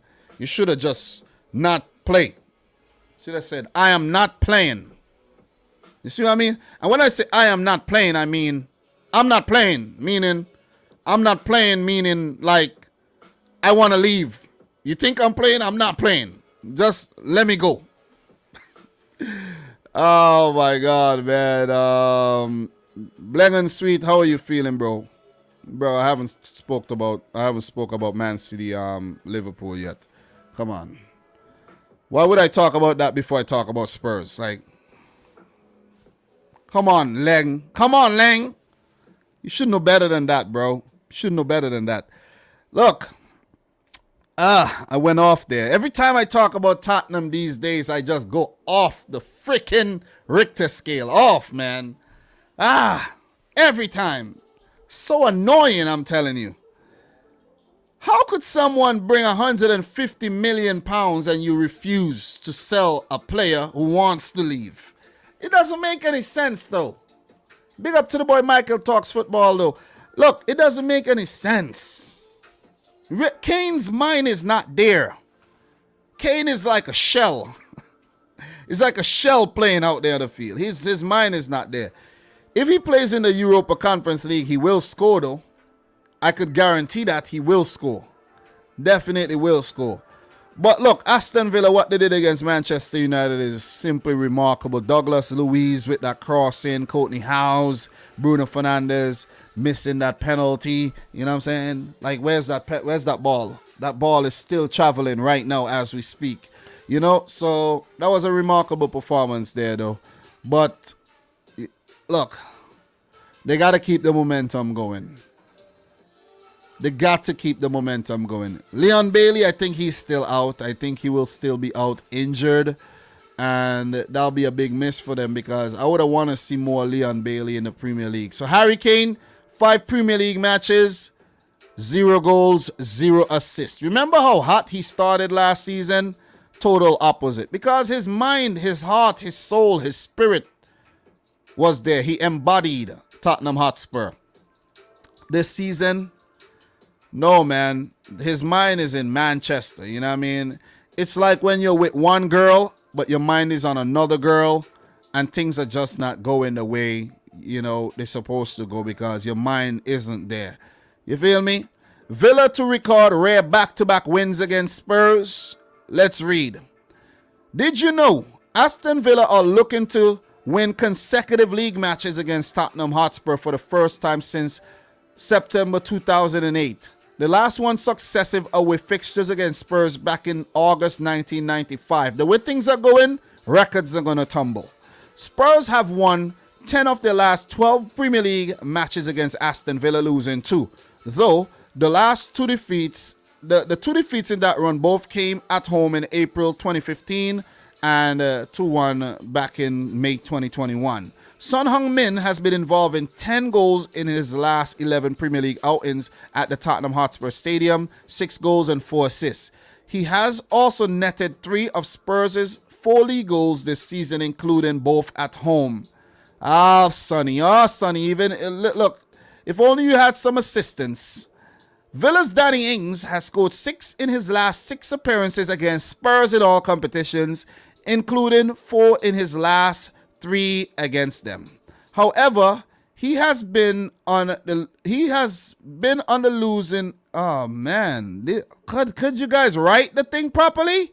You forget the S and you write in. Oh man. But anyways, I understand. Only human. He has been on the losing end 4 or 5 of the matches in which he has scored against Spurs, including last 3 in a row. All right, thank you very much there. But you got to take your time and write. This is an official website. You can't be effing around like this in terms of the freaking thing, man. So, Aston Villa player Matty Cash nominated for Budweiser Goal of the Month. Just make sure you make note of that. And for Barclays Manager of the Month, Dean Smith has been appointed, nominated as well. I don't know why I said appointed, though. But he has been nominated. So let's just keep that one in mind. Who do you guys think will win Manager of the Month, Goal of the Month, Player of the Month? Let me know in the chat. Look, Aston Villa has been playing some good football, man. Their squad is very deep and there's a lot of talent in the team. We noticed Danny Ings and Ollie Watkins. If Ollie Watkins could find his shooting boots, that'll be very, very good. But I like what Matt Cash has been doing over the last couple weeks, though. Maybe it's because he's trying to get his Polish passport. The Robert Lewandowski vibes is just with him, and he's scoring and assisting for fun these days. I think Matt Target needs to step his game up. I like what Dean Smith is doing. Look, with Dean Smith actually going into this game with the 3 at the back plan like he did against Chelsea, that almost worked, and he did against Man United, that worked to a charm. Courtney House, Ezri Konsa, and Tyrone Mings are going to be very difficult to get past. Douglas Luiz and John McGinn in the holding positions. You see what I'm saying? Young Jacob Ramsey in the middle. Look, Aston Villa, they're looking good, man. I'm telling you, they're looking good, and they're going to be a tough nut to crack, a difficult team to beat. Do I need to reiterate? You see what I'm saying? You guys should know this by now. You guys should notice, Dean Smith does not have the best of records against Tottenham with only 1 win in 4 matches. He has a stellar record against Nuno Espirito Santo with 2 wins, 2 draws, and 3 losses. But he's up against it. Nuno's back is against the wall. And you know when an animal's back is against the wall, they are very dangerous. So Spurs will be a dangerous team. But we also have to remember Europa Conference League, traveling, things like that. You know, fatigue.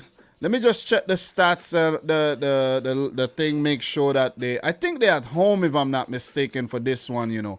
But it's still a hassle. You see what I mean? It's still a hassle. While Aston Villa will be training and preparing, they have to actually worry about, yeah, they will be hosting Mura. They have to worry about playing this game. You see what I mean? So I think Villa has the advantage going into this one. My prediction, Villa to win the game, 2-1. What's your predictions? Let me know in the chat, man. Let me know in the chat. Talk to me. 2-1 to Villa. Another Villa win.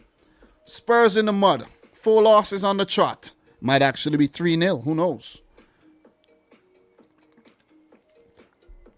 Talk to me. Talk to me. Big up to Fresh God in the house, man. How are you doing?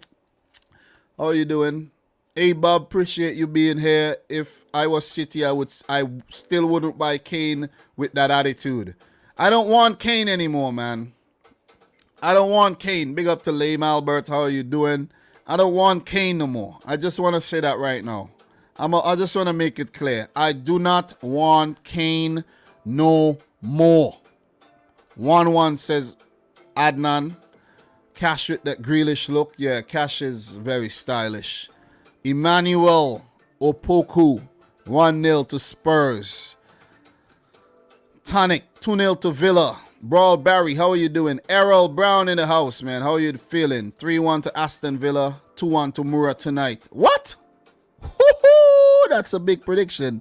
Nade Abdel Noor, how are you feeling? Brawl Barry, 2-1. 2-1 as well. Thank you very much for your predictions, guys. 3-2 Thriller for Tottenham. Thank you.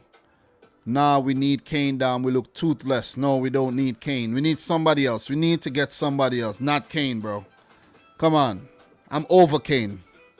I'm over Kane, man. You see what I'm saying? I'm over Kane. I'm Nova Kane. I'm numb to the whole Kane thing right now. No Kane. No Kane. No more. You see what I'm saying?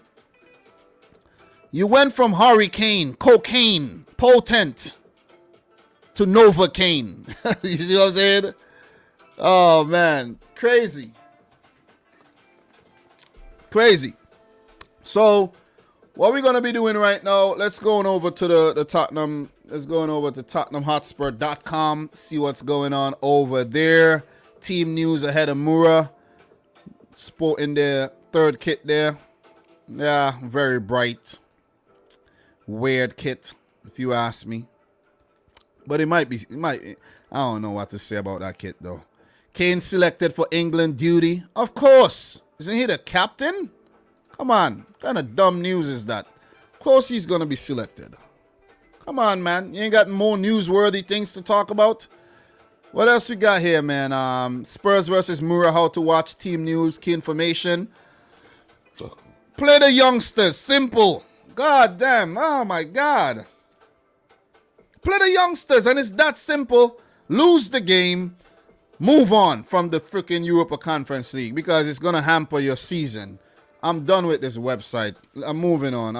AstonVilla.com. Let's go. AstonVilla.com.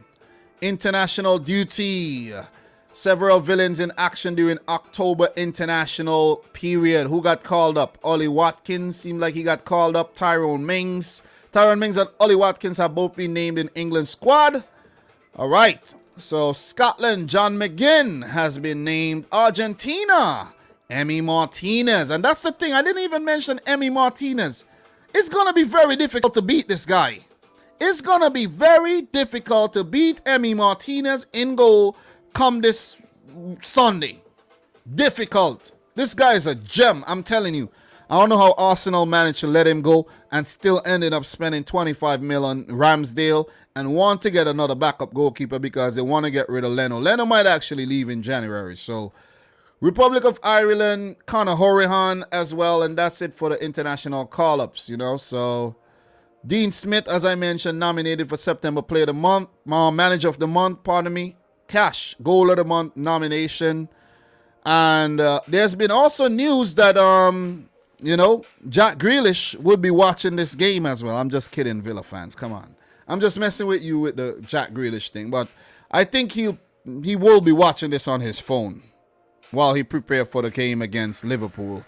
So I think that's about it in terms of news for Villa. Ain't got much more to add. You know what I mean? I really like what Villa are doing in terms of the youngsters. Got a lot of good youngsters coming through. And nothing else newsworthy to actually talk about. What's your prediction? I think I read your predictions already. Come on, Jordan, bro. Come on, bro. That's too late, bro. Come on. Could do better than that. Villa 3-0. Yeah, I think I read predictions already. So, yeah. Let me see. Let us move on, though. Let us move on. We got a lot of games to talk about. We're winding down now. Definitely winding down. And we are going to talk about the next game. We talk about Spurs. We got to talk about Arsenal. So let's talk about Arsenal. Let's talk about the Gunners. The Gunners. Yeah. Brighton versus Arsenal. Brighton versus Arsenal. Oh, man. It's going to be a good one. This is definitely going to be a good one. But look, before we do talk about that one, Spurs play Mura today. And they play Aston Villa. And then they play Newcastle when the international break is up. And for Aston Villa, the next game will be against Wolverhampton Wanderers. So all the best to both teams. All the best to Nuno. Let's see how long you keep your job. Brighton versus Arsenal. We're keeping it moving, man. Let's go. Let us go. Still early. We'll only be streaming for an hour and a half. Still got about a good hour. We're going to hit through a lot of these fixtures and wind things down. So, Brighton versus Arsenal. Arsenal, as you know, their last game, they picked up a 3-1 win at home to Tottenham Hotspur. And you know they love to win London derbies. And Arsenal, the spirit in the camp is very good. It's very high morale. They're feeling like they just won the freaking Champions League. You see what I'm saying? As for Brighton, they picked up a late draw against Crystal Palace, and they have been flying high this season. You know, the Seagulls flying any weather. Graham Potter nominated for Manager of the Month. They're doing the damn thing, man. I'm telling you, I got to give it to them. They're doing the damn thing. But they have lost their last two games against Arsenal, where, you know, the Gunners did a double over them last season, and Brighton did a double over Arsenal the previous season. So, and then the previous season, it was 2 draws. So since Brighton came back in the Premier League, they have been doing well against Arsenal. And out of the last 8 games against Arsenal since they returned to the top flight, they have only lost 3 times to the Gunners, won 3 times, and drew twice. So not a bad record at all, but they need to improve on what they did last season. Graham Potter versus Mikel Arteta. This is going to be a good one. This is going to be a good game because both teams are in form. Definitely in form. Danny Welbeck coming up against his old team. You know, that'll be a good one. That'll be a definite good one. So, look. Brighton. I've been talking about Brighton. Last season, well, for every season since they came back in the Premier League, they have struggled to survive. But this season, it seems like it's going to be a turn for the better where they're not going to be struggling. We don't know yet. They could go into a slump, but it doesn't look like that's going to happen. Doesn't look like they're slowing down very, very soon. But it could change against Arsenal. I'm just saying. Great start. 4 wins, a draw, and a loss. It's one of their best. This is probably their best start ever. Probably. Most likely their best start ever. They have 13 points. They only need 27 points to survive. Imagine if they win this game. Oh my God. The Brighton fans would already feel like, yeah, man. We could already buy our Premier League season tickets for next season, or, you know. But we're doing the business. Very, very good team. Very well put together, very well managed, and they play some attractive football. And they don't just sit back and bore you. They go out there, they bring the game to you, and you know what I mean? They keep you on your toes. Neil Mupay, when you have Neil Mupay playing, you know, they're very, very ambitious. You see the signings they made of Cucurella. That's a great signing if you ask me. Cucurella is a hell of a player. I like the hair, man. He gets the best hair competition. He wins it. Best hair competition, Mark Cucurella. And don't argue with me about that one. Don't argue. It's not Paul Pogba. What Paul Pogba had yesterday there against Villarreal, just some laughable stuff, man. You know what I mean? What is that? What is that? I know some people said they like it, but what the hell was that? You see what I'm saying? I also like that Tariq Lamptey has returned. You feel me? Shane Duffy has returned, a better player. He said he actually went through some problems, the woman problems and things. It's always woman problems with these guys, man. You know what I mean? You feel me? Joel Veltman, I think, the player that came in from Ajax, has been doing a stellar job. Yves Bissouma, stand up. What a player. Leandro Trossard, stand up. What a player. Brighton won't be a pushover. As for the Gunners, man, they're on a high right now. Aubameyang seems like, he got his confidence back. The link up between Odegaard, Smith Rowe, and Saka has been exquisite. You have Kieran Tierney swashbuckling up and down the left flank. You have Tomiyasu doing the same. Aaron Ramsdale pulling out some spectacular saves. Seems like he has finally found his home at Arsenal after being relegated twice with Bournemouth and Sheffield United. Granit Xhaka will be out for a prolonged period of time, about 6 weeks or so, 6 to 8 weeks with an injury. That might not be a bad thing for Arsenal. Got Thomas Partey is fit again. Lokanga is playing some good football. And the entire Arsenal is just clicking right now. It's just clicking. The guys coming off the bench, they look like they're happy with their roles and everything. And Mikel Arteta is smiling a lot more, but he can't take his foot off the gas. Do not take your foot off there in necks, Arteta. You got to keep the foot on the neck. Keep both feet on the neck and keep it going. And I'm not promoting violence, guys. It's just, figuratively I'm speaking. All right? Come on. Stop it. So, look, I've been talking up these two teams. And let's get into some of these, did you know? Let's go. Did you know? Did you know? Big up to everybody in the chat. Make sure you smash the thumbs up button. Are you with me? Are you still with me? Let us go. Did you know? Brighton and Hove Albion won 3 of their last 4 Premier League home matches, losing 1. As many as they had in their previous 22 at the Amex Stadium, winning 3, losing 9, and drawing 10. Additionally, only Manchester City and Chelsea, both 9, have kept more home clean sheets in 2021 than the Seagulls' 7. So great job, man. They're doing a great job. Neil Mupay has scored the winning goal in 2 of his 3 Premier League appearances against Arsenal. Yeah, thanks for the reminder. Arsenal fans hate Neil Mupay. Absolutely hate him. And this is going to be a really, really good contest. Really good contest. Well, Danny Welbeck has found a net in each of his last 3 against the Gunners. Woo! Arsenal can be the second team in the Premier League history to win 4 matches in a row after losing first 3 of a campaign.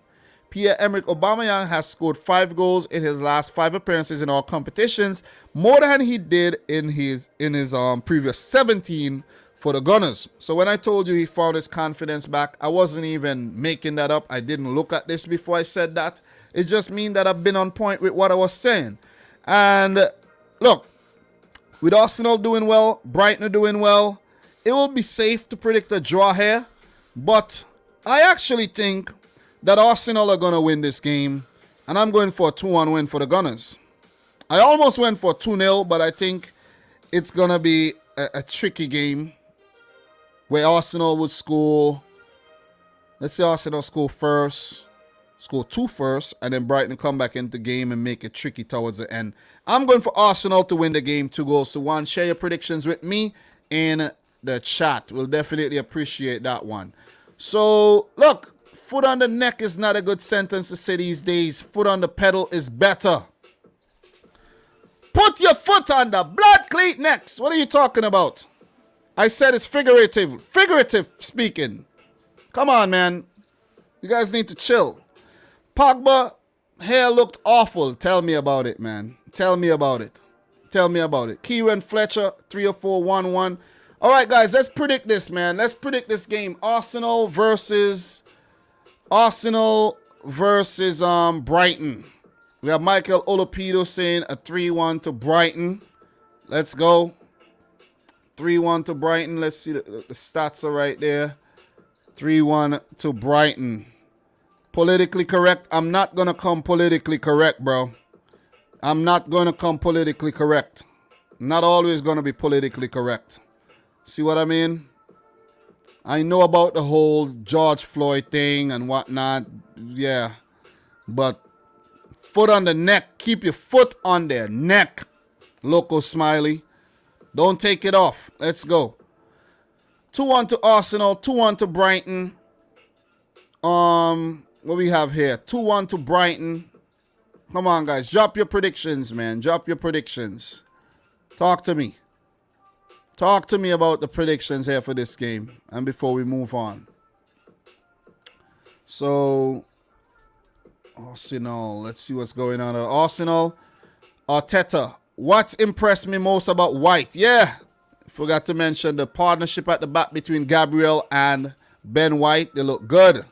They're looking formidable back there. Arsenal are finding their identity again, it seems, you know. And let's see if they could make it 4 wins in a row. The London Slang Challenge. Oh, boy. Oh, boy. Aubameyang, Lacazette, and Chunks. Arteta nominated for Premier League Manager of the Month as well. That is definitely something to note. And Player of the Month for September. Vote for your Player of the Month for September. So, look. Team news and update ahead of Brighton.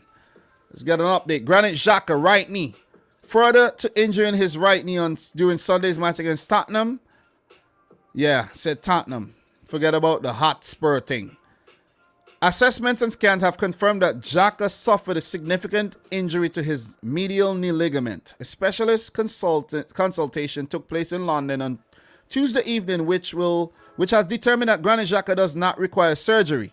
Granit's recovery and rehabilitation program will start immediately, and we are aiming to get him back in action in approximately 3 months. So he's gone. 3 months. Let's not even talk about that one anymore. You see what I'm saying? So, yeah.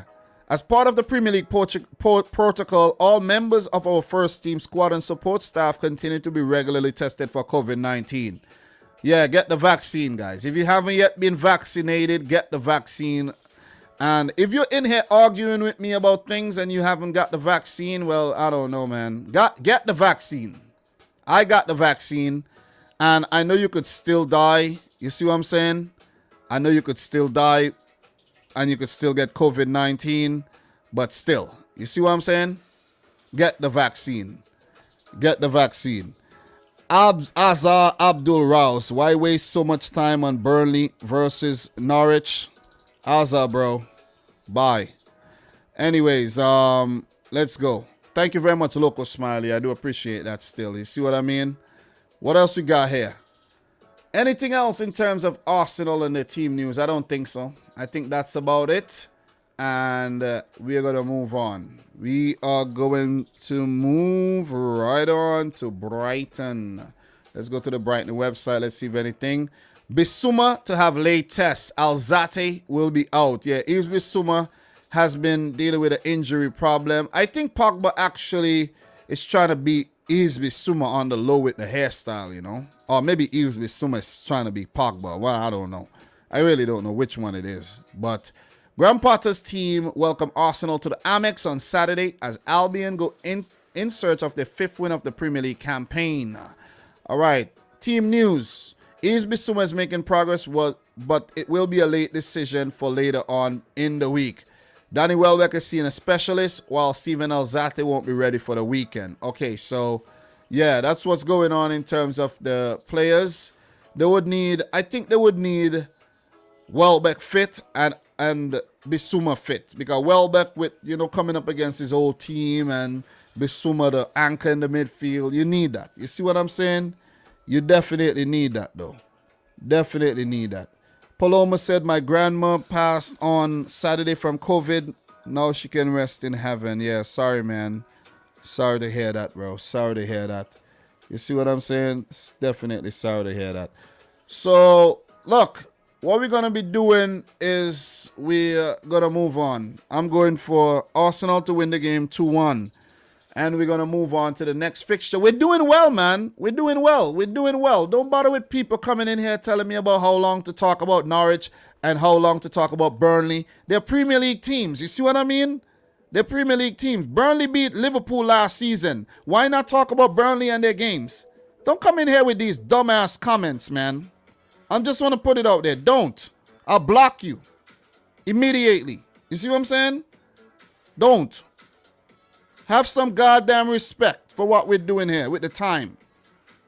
Well, you want me to come? You want me to come in here and you want me to, okay, you want me to just say, okay, Burnley, Norwich. Yeah, this is my prediction. Burnley 2, Norwich 1. Okay, let's move on to the next fixture.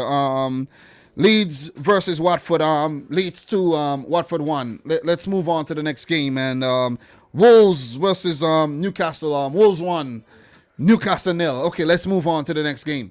And then when I get to the big games, now you want me to talk about them? Come on, man.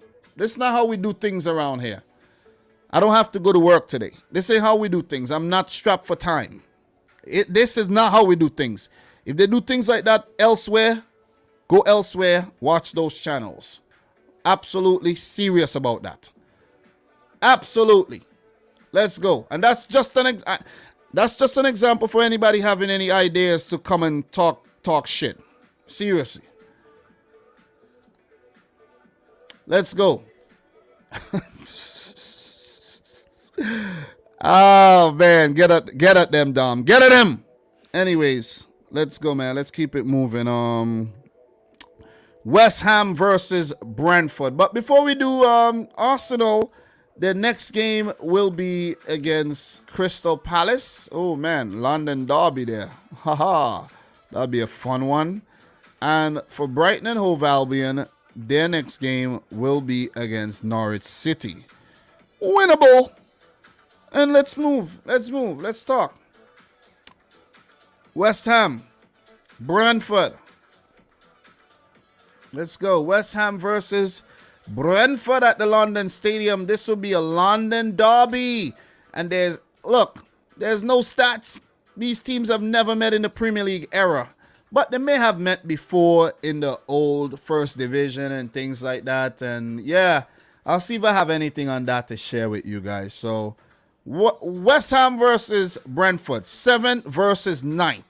Both these teams have been very, very, very impressive this season, to say the least. And for West Ham, they are coming off of a win against Leeds United, 2-1, late Mikel Antonio goal. And for Brentford, an emphatic 3-3 thriller against Liverpool at the Brentford Community Stadium. So they have started off this season very, very, very impressively with 6 games played, 2 wins and 3 draws, 9 points. Amazing. West Ham, 6 games played, 3 wins, 2 draws, and a loss. So similar records, but West Ham has been the more impressive of the London teams. And the Irons, or the Hammers, they have been absolutely on fire for, the last season and some. They will play in the Europa League today. And let me let you know who West Ham will play in the Europa League today. Their game will be against Rapid Vienna. So this could be a factor. This could definitely be a factor for how this game could go. Where Brentford don't have to worry about European football, but West Ham, they have to go, and they will be at home, which will make it a little easier, but it's still a hassle where you have to put out a team there. Are they going to put out a Winton team? Yeah, they would. But still, though, you know what I mean? Some first-team players will be involved, and who knows? Who knows how it could affect them, if it would affect them adversely or if it would give them the boost they need to meet a very, very spirited Brentford team this Sunday. First meeting between David Moyes and Thomas Frank, And this would only be the second time David Moyes is meeting Brentford, where the only game against Brentford have ended in a loss. And he was actually the manager of Everton then. That was back in 2010 in the third round of the EFL Cup. So David Moyes, you would have that in the back of his mind. Yeah, man, them lads from Brentford back in 2010, they whooped my butt. You know, so this is going to be a good game. This is going to be a really, really, really good game, man.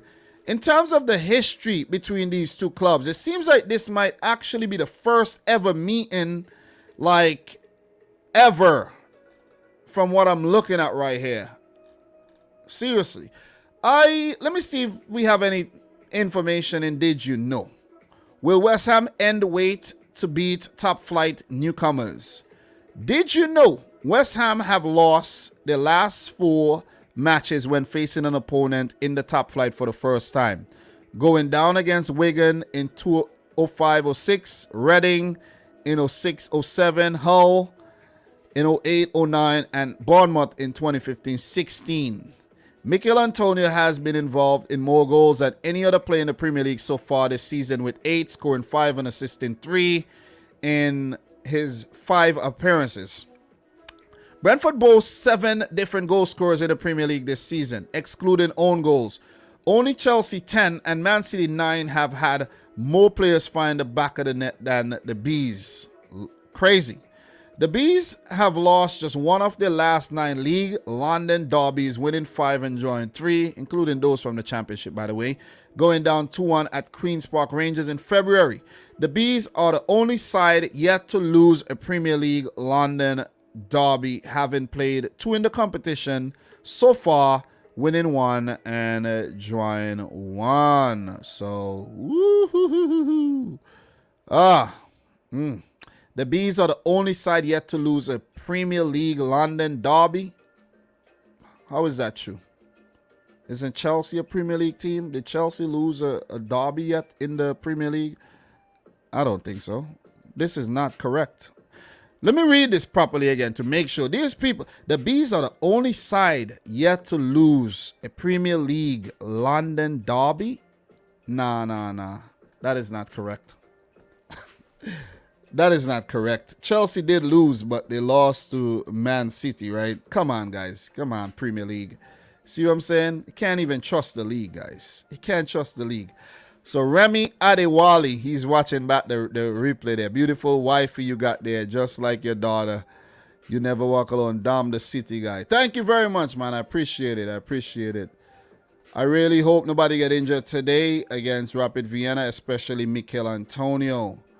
Dom, are you going hunting? Salah too fast, you won't catch him. Oh yeah, I am going hunting. Tony and Mbuemo are impressive. Definitely, man. Definitely. Brentford has been very, very impressive. They mean ever. They mean ever. That's what you said. They mean ever. All right, let me see what they mean. Let me really see. These are the only side ever. Yeah, I don't know what they mean, bro. I don't know what they mean, but I don't know what they're talking about. Maybe I'm misinterpreting the way I'm reading it, but I don't know what they're talking about. But have Brentford and West Ham ever met each other in the past? Like in the old league system? We're going to find that out. We're going to do some investigation right now versus Brentford. I'm going to get the real head-to-head for you guys. I'm going to get the head-to-head for you because they don't have any head-to-head on them right here. So, okay. Yeah, I got some head-to-head for you guys. West Ham versus Brentford. They have met a lot of times, actually, but in some lower division things, right? 1993 in the League Division 1. The last time they met each other, where West Ham won the game 4-0, and there was a draw in 1992 in Division 1. They met in Division 2 back in 1954, where Brentford actually, Brentford won those games back in 1954. And you're going to go, they have history going all the way back to 1898 when they met in the Southern League 2nd Division. So, yeah, I could bring up the info for you because the Premier League ain't giving us this type of info. They have met in the FA Cup on a few occasions as well. So, that's just something important to note. West Ham has 22 wins versus Brentford, 11 draws, and 15 losses in their history. Nice. Nice.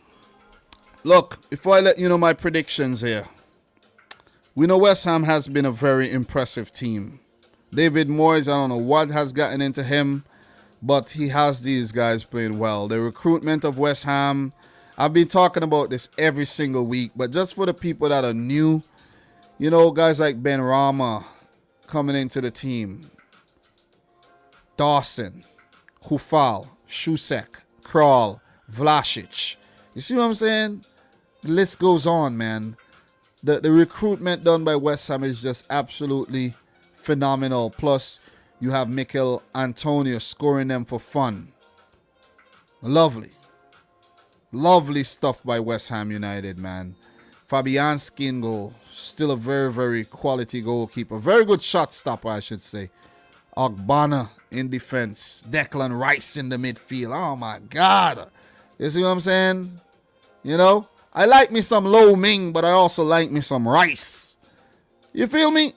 So, they've been doing a great job. And to beat Dinamo Zagreb in the Europa League there, awesome. Awesome stuff. Awesome stuff. So, for Brentford, listen, what they've done, nothing short of impressive. Nothing short of impressive, man. What they did against Liverpool last week is just testament to the great work that Thomas Frank and his boys have done in their return to the top flight. And they actually looking like they're going to survive. I know it might be a little too early to call, but I'm calling it. I think Brentford are going to survive. But they're up against it here against West Ham. Adnan spoke about Mbuemo, Tony. These guys being really, really impressive. Guys in the midfield like Janelt have been really, really good. And Pinnock, Aya, Pontus Janssen, David Raya in goal has been awesome. The young fullback there as well, Rico Henry. These guys have been playing some quality football, and I got to give it to them. Johan Wissa. Big up to the boy Johan Wissa as well. Anyeku. Listen. It's going to be a good game. Good London derby. It's hard to predict, but I'm going to predict another thriller in favor of West Ham United.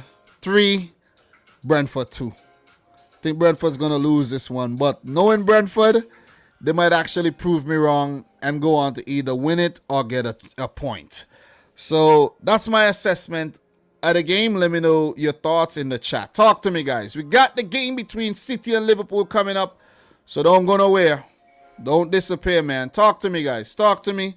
After this game, we got 3 big games coming up, and we're doing well. We're doing well. We're doing well. Today might be a longer live stream than usual, but, you know, still. I got to do my work, man. You see what I mean? Talk to me. Tonic, 2-2 draw. My Hammers with the victory, 5-2. Do you ever predict West Ham to lose any game? You know what I'm saying? Do you? Big up to Mike, who said 2-1 to West Ham, 4-0 against Rapid Vienna. Kieran Fletcher, yeah, 3 goals should always be enough to win a game. Liverpool defense was so vulnerable against Brentford. Great point, bro. Great point. Great point. What else we got here? What else we got? Let's go back over here. There's some visuals on the screen. You know what I'm saying? You know what I mean? Wait, did David Moyes get nominated though for the manager of the month? I can't even remember though. Let's go back to the homepage here and check it out again. Yeah, Moyes didn't get nominated. Yeah, I just wanted to refresh my memory there. It's Jurgen Klopp, Mikel Arteta, Pep Guardiola, Dean Smith, and Graham Potter for the nominations. But Mikel Antonio won Player of the Month last season in the Premier League. So, yeah, that is something to note. But we're doing well, man. We're doing well today. That's my prediction. Let's just go check out what's going on. West Ham. We know they're playing Europa League today.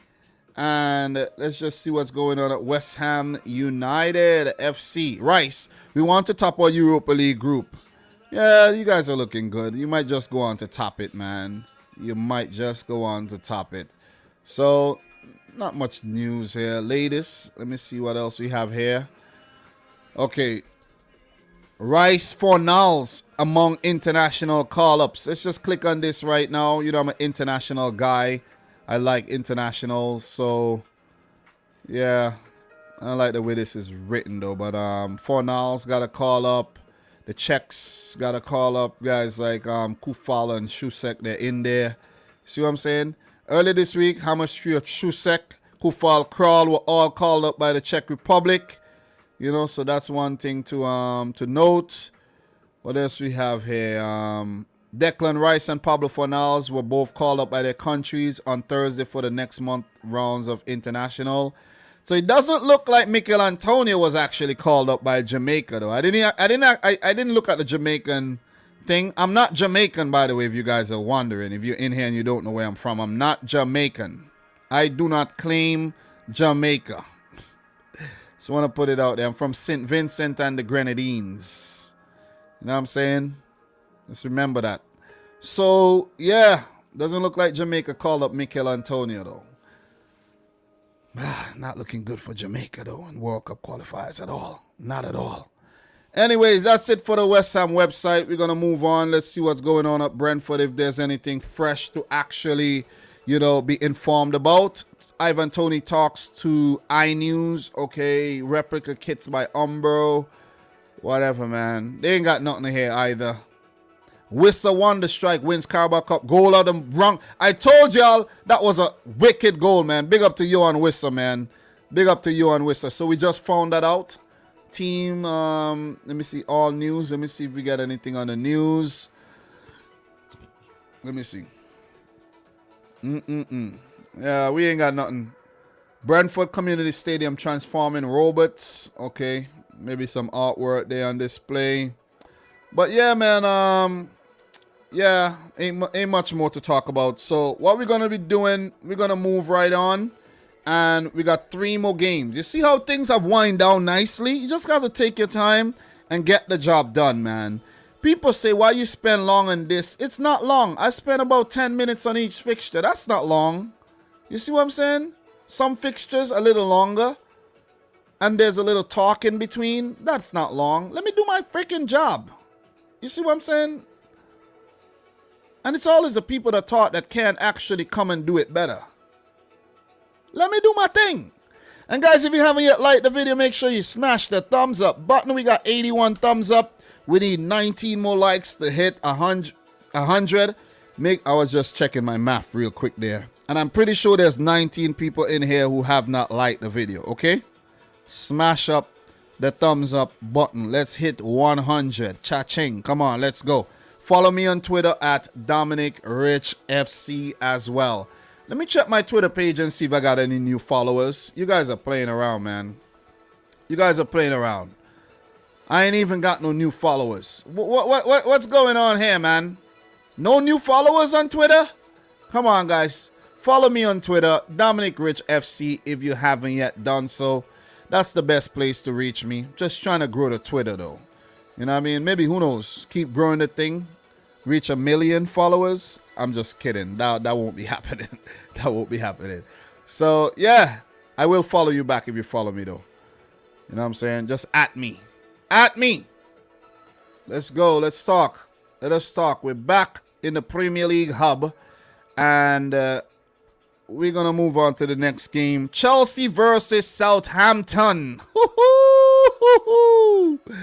Oh, my God. Where my Chelsea people at, man?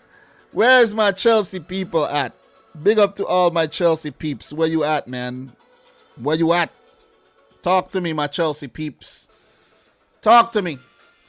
Talk to me, Chelsea peeps. Listen. Chelsea peeps, talk to me. Let me chill. Let me just chill right here. Let me chill. Chelsea peeps, talk to me, my Chelsea people. Talk to me. Oh my God, my Chelsea people, talk to me, man. I'm just where they at? Where they at, man? Back-to-back losses against Man City and against Juventus. Talk to me, Chelsea peoples. Where you at? Stand up. Stand up, Chelsea people. Stand up. Where you at? Southampton, they in some problems right now. They could actually do better, but they're in some real serious problems, man. So, for Southampton, they did pick up a 0-0 draw against Manchester City, and they lost to Wolves 1-0. Talk to me. Talk to me, man. Chelsea, man. I just want to talk to the Chelsea people right now. Forget about the Southampton people. Talk to the Chelsea people. Where are they at? Where's the Chelsea people at? You see what I mean? I think is my cable long enough? Where's my cable? I need to set up another mic where I could like go over here and like stand up, like right over here. You know what I'm saying? Like I could just go over here and just, you know what I mean? Just stand up for a while and talk to y'all. You see what I'm saying? Like just go behind the chair and just like, yo man, things like that. You see what I'm saying? Like, let's talk. But look, let me stop messing around, man. Let me stop playing around with people. Let me stop playing. Let me stop, man. I'm messing around right about now. I am messing around, man. Let me just stop, man. Let me see something. Wait. Let me just see something.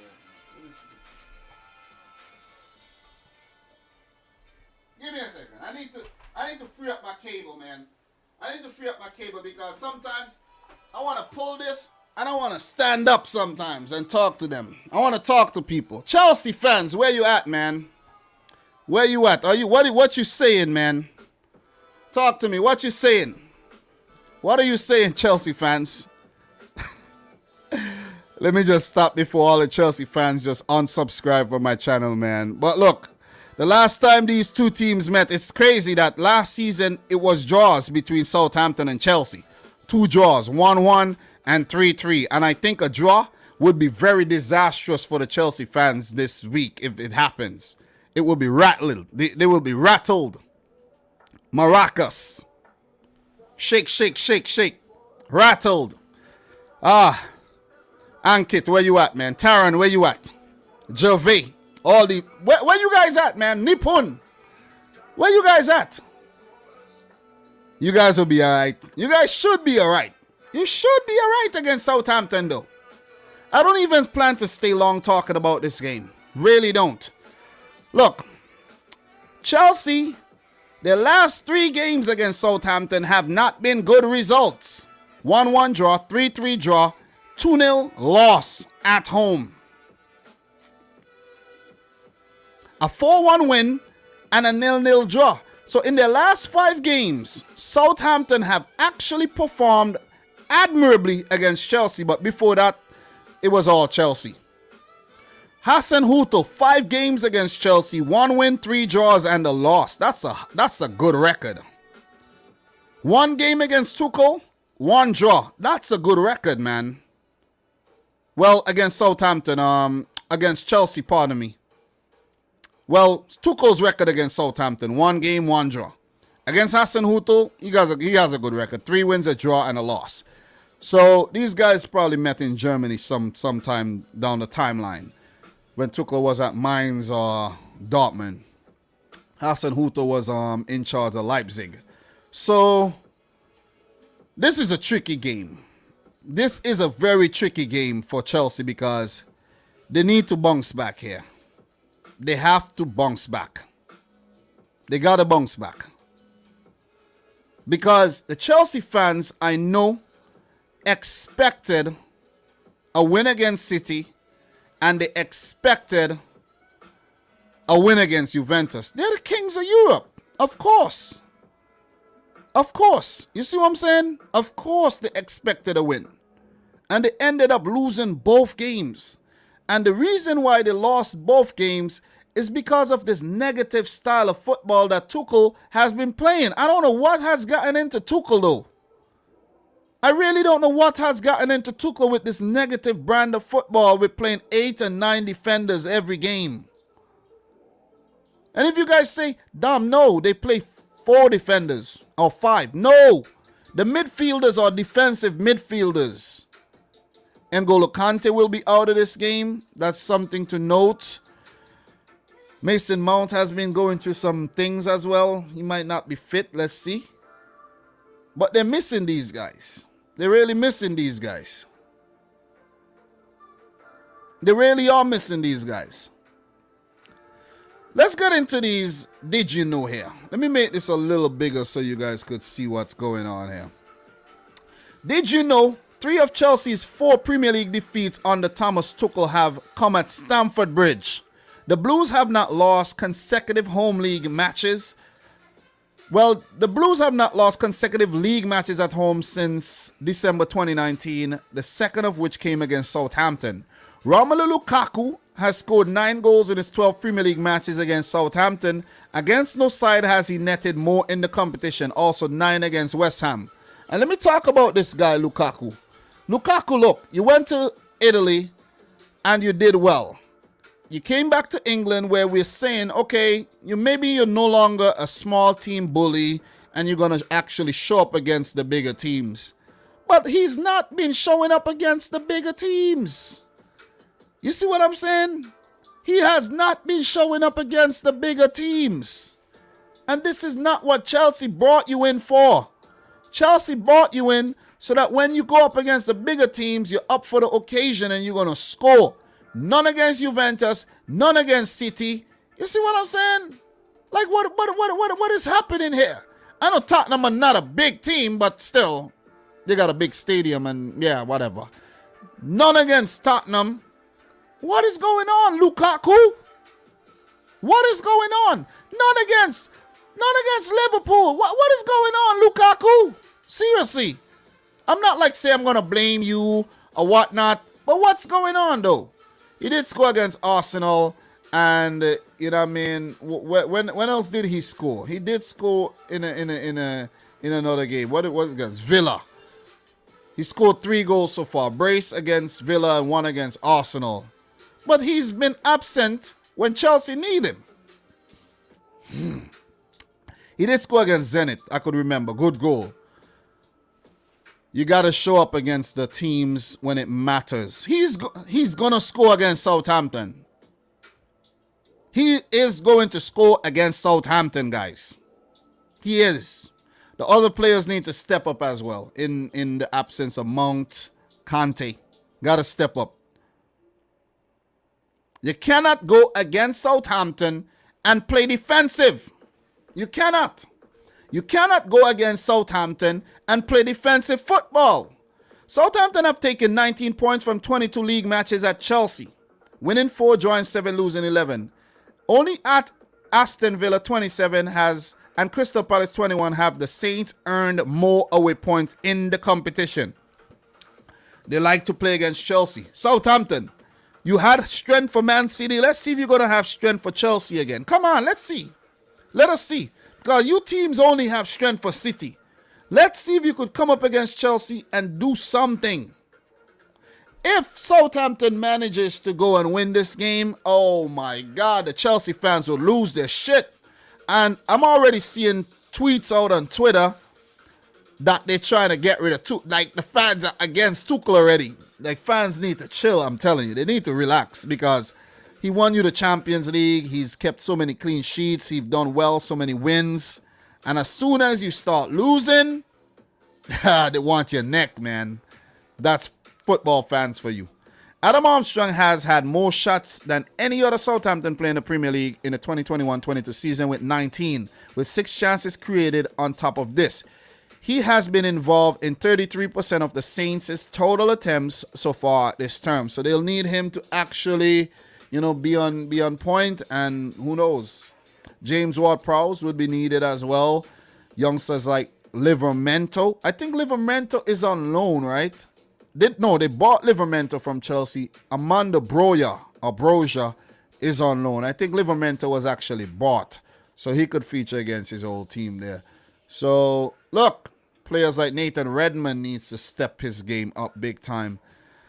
But look, Chelsea, as much as they have struggled against City and against Juventus to find the back of the net, I think they'll do okay against Southampton here.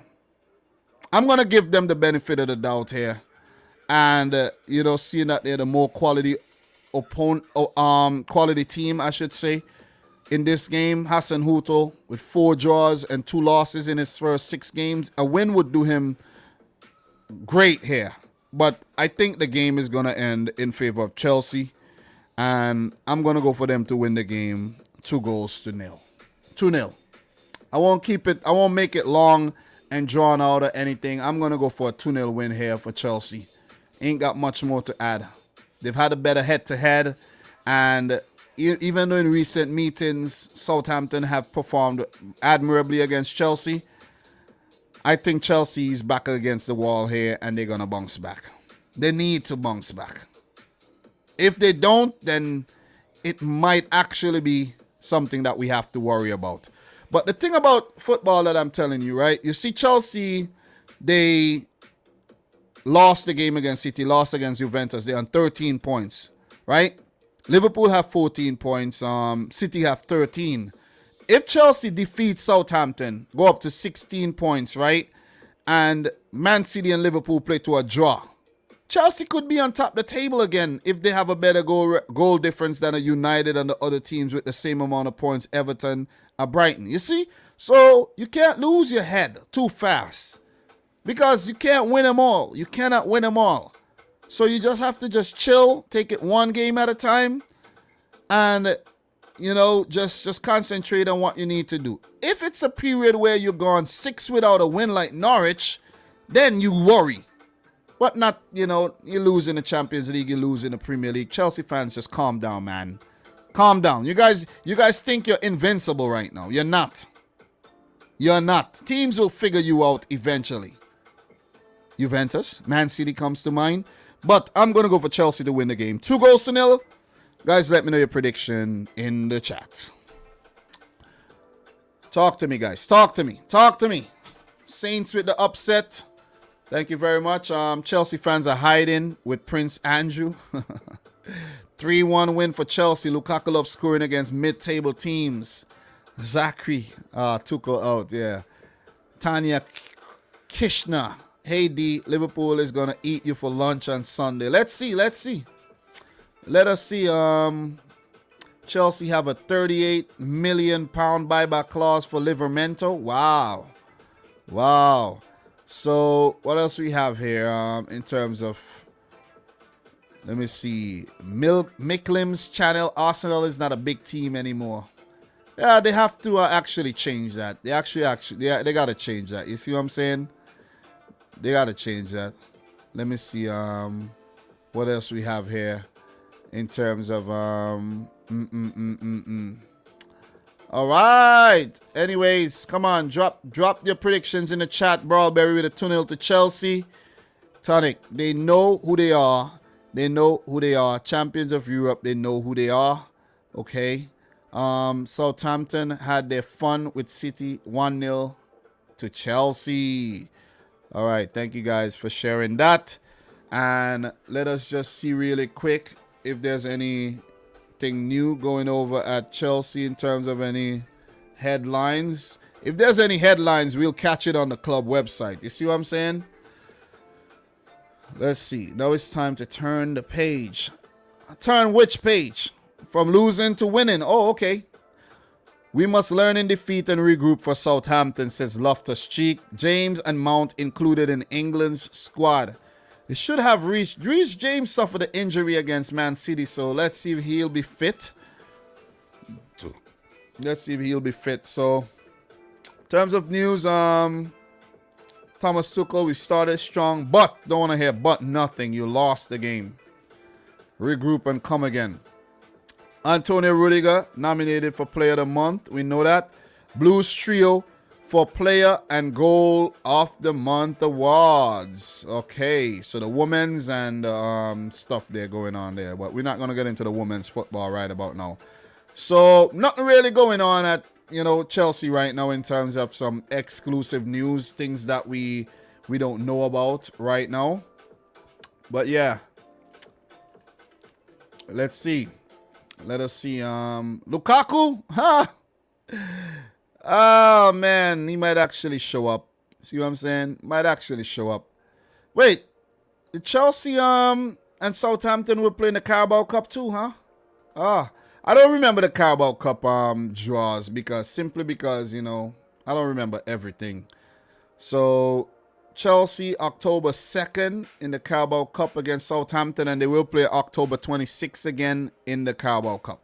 So Premier League on October 2nd, Carabao Cup on October 26th. So yeah, didn't remember the draw for the freaking thing though. But let's see if the bald-head bandit Romelu Lukaku will show up against Southampton like he always does and bully the smaller teams and help Chelsea win the game. So for the Saints, let's see what's actually going on over at Southampton FC. And remember, guys, on Chelsea FC, you could go back and watch classic games and thing, you know what I mean? Chelsea.com. Go back and watch classic games and all that good stuff over there. So nothing really going on at Southampton. Become a free digital member? Nah, I'll pass. Armstrong back in contention. So that's the team news. COVID checks for Chelsea away. What else we have here? All right, let's check the team news information for the Saints. Let's check that right now so you guys can see what's going on. Yet to feature this season, the midfielder will be looking to return in action to the near future as he recovers from a calf injury. All right. He has 42 days out now, so a long time. He's not going to be back. So you have Armstrong out. Jack Stevens is still out. And there are one or two other players struggling a little bit. But everybody is on the pitch. It's only Jack that isn't there. All right, so that's what's going on for Southampton. They have mainly everybody fit and ready to go. Romeo, guys like James Ward-Prowse, Redmond, Bednarek, Salisu. These guys need to step up, man. These guys really need to step their game up and see what they could do against Chelsea. Possibly pick up a point. You know what I mean? Possibly pick up a point. So, yeah. Could they humble the Chelsea fans? Let's see. So, in terms of the next game, Chelsea will play Brentford in London Derby, October 16th. And then they have a Champions League game against Malmo after that. For Southampton, their next game will be against Watford after the... No. Leeds after the international break. Leeds. So, we're going to move on. We got two more games to talk about. Manchester United versus Everton and Liverpool versus Manchester City. I know a lot of you guys are willing to hear what I have to say in terms of City versus Liverpool. So stick around. Don't go nowhere, man. Don't go nowhere. Make sure you smash the thumbs up button for the live stream. We need 6 more likes to hit 100 thumbs up. Do appreciate everybody who smashed the thumbs up button already. So make sure you smash a like on the video, guys, and let's get the stream up to 100 thumbs up. Okay, I will definitely appreciate that, man. It's the least you could do, you know what I'm saying? So we're going to move on. We're going to move right on. 2 more games to go. It's nice when you get to the end, man. I don't want to go, but we're 2 hours, 28 minutes in, and we won't be too long on this Man United game either. So, yeah. So let's click on fixtures and Man United versus Everton. That would actually be the first game coming up this weekend, but I don't like to talk about these bigger games first thing in the stream. That's why I talked about Norwich versus Burnley. So when people come in here and ask me why I spent 10 or 15 or whatever minute talking about Norwich versus Burnley, I'm warming up. I'm giving people time to come and join the stream, you know what I'm saying? Giving time to the congregation to come to church, to gather, so we could talk about the Prem de la Prem. All right, so Everton versus Manchester United. It would be a home game for United, and if there is a chance for Everton to win, it will be at Old Trafford. This is something that we do know. Aston Villa went there and won. West Ham went there and won. You see what I mean? Villarreal almost went there and won, but they can't shoot. You see what I'm saying? No wonder they've been drawing so many games in La Liga. So last season for these teams, but before we get into last season, Everton did beat Norwich in their last game. That was 2-0 for Everton, and for Man United, they lost their last Premier League game 1-0 against Aston Villa. So they need to bounce back. They really need to bounce back. The last game at Old Trafford played between Everton and Man United, it ended in a 3-3 thriller. 3-3 draw. And Dominic Calvert-Lewin with the late equalizer as well in this match. James Rodriguez scored. He's no longer with the club. Abdoulaye Doucouré scored as well. Scott McTominay, Bruno Fernandes, and Edinson Cavani scored for Man United. And they do have an added factor, the Ronaldo factor. So let us see. Let us see if Ronaldo could keep bailing the Red Devils out of trouble, because they've been in a lot of trouble lately. And it's been either Lingard getting them in trouble or bailing them out, or Cristiano Ronaldo mainly. So Rafa Benitez up against Ole Gunnar Solskjaer. This will be only the second meeting between these two teams, where Ole has 1 win, Rafa with the loss. Benitez against Man United, 7 wins, 2 draws, 11 losses. Solskjaer against Everton, 7 matches, 2 wins, 3 draws, 2 losses. It has not been a good record against Everton at all. Let's just put it out there. Not been a good record for Ole against Everton. It hasn't. Everton do have a win against United in the last 10 games, a 4-0 win back in 2019.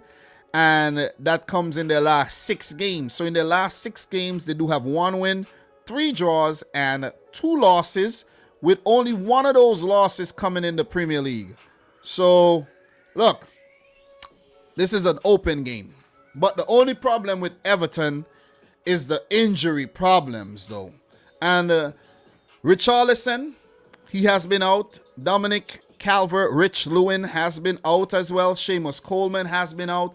They've been dealing with some injury problems. They've been really dealing with some injury problems. Apart from that, they have been playing some quality football under Rafa Benitez. Demarai Gray has looked a really good signing. Rondon has come in, and he has been a solution at the top in the absence of the other players. And Alan Doucouré has been bright in the middle of the field as well. So they're not looking at their best, but they have been effective. They have picked up the points. So that's one thing you have to give to Everton. They have been getting the points. Andros Townsend have stepped up big time. So you got to give it to Townsend. And you got to give it to everybody who has stepped in and did their job admirably. You see what I'm saying? And I think I mentioned most of the guys who have really stepped their game up. It's good that they have Pickford back. Luca Digne with his quality. It's going to be a good game. It's a very difficult one to call. Very difficult one to call, though. United, very mercurial team, man. With the quality that they have in their team, I don't understand why they struggle so much in games, especially at home. Great on the road, where they've been unbeaten in about 29 Premier League games, with about 19 wins in there. And at home, I don't know what it is, though. I don't know what it is. This is where you're supposed to be at your strongest, and you're at your most vulnerable when you're at home. You see what I'm saying? Like, come on. It's like other teams go to Old Trafford and catch Man United in the bathroom taking a dump. That's basically what happens. With their pants down and be like, oh, it's a stick up. You just take all the money. It's the combination for the safe is, such and such. Just take the money. Don't hurt anybody and just go. That's what happened to Man United when they're at home, basically. But Everton looks kind of light coming into this game. They look light coming into the game. And even if they're able to get some of their stars back, they won't be at full pelt. They really won't. And we know that every time Ole Gunnar Solskjaer's back is against the wall, yeah, the results come. Look at the game against Villarreal, where they were poised to pick up a draw, and Cristiano Ronaldo got that late goal. You see what I'm saying? So, they're a hard team to write off completely, but you could also write them off and be on the money, especially when they're at Old Trafford. This is a really difficult one to predict. But before we do, let's get into some of these. Did you know? Let's go. I'm glad I discovered this part here. Find out the latest team news here. We will check that out. Manchester United have lost one of their last 12 Premier League meetings, with Everton winning 6, drawing 5, going down 4-0 at Goodison Park in April of 2019. If he plays, this will be Cristiano Ronaldo's 200 Premier League appearance, 87 goals. He would be the 24th different Man United player to reach this milestone, at least 8 more than any other side in the competition. Everton manager Rafa Benitez have lost 7 of his 9 Premier League away matches against Manchester United, winning the other 2. His victories came at Liverpool in March of 2009, a 4-1 win, and Chelsea in May 2013, 1-0. And he could become the first ever manager to win a top flight contest at Old Trafford with 3 different clubs. Do it, Rafa. Come on, Rafa, do it. Andros Townsend has been involved in 7 goals in 8 outings in all competitions this season. 4 goals and 3 assists, more than any other Everton player. Townsend opened the scoring for Crystal Palace in their 3-1 league win at Man United last season. It's even Crystal Palace picked up a win there last season.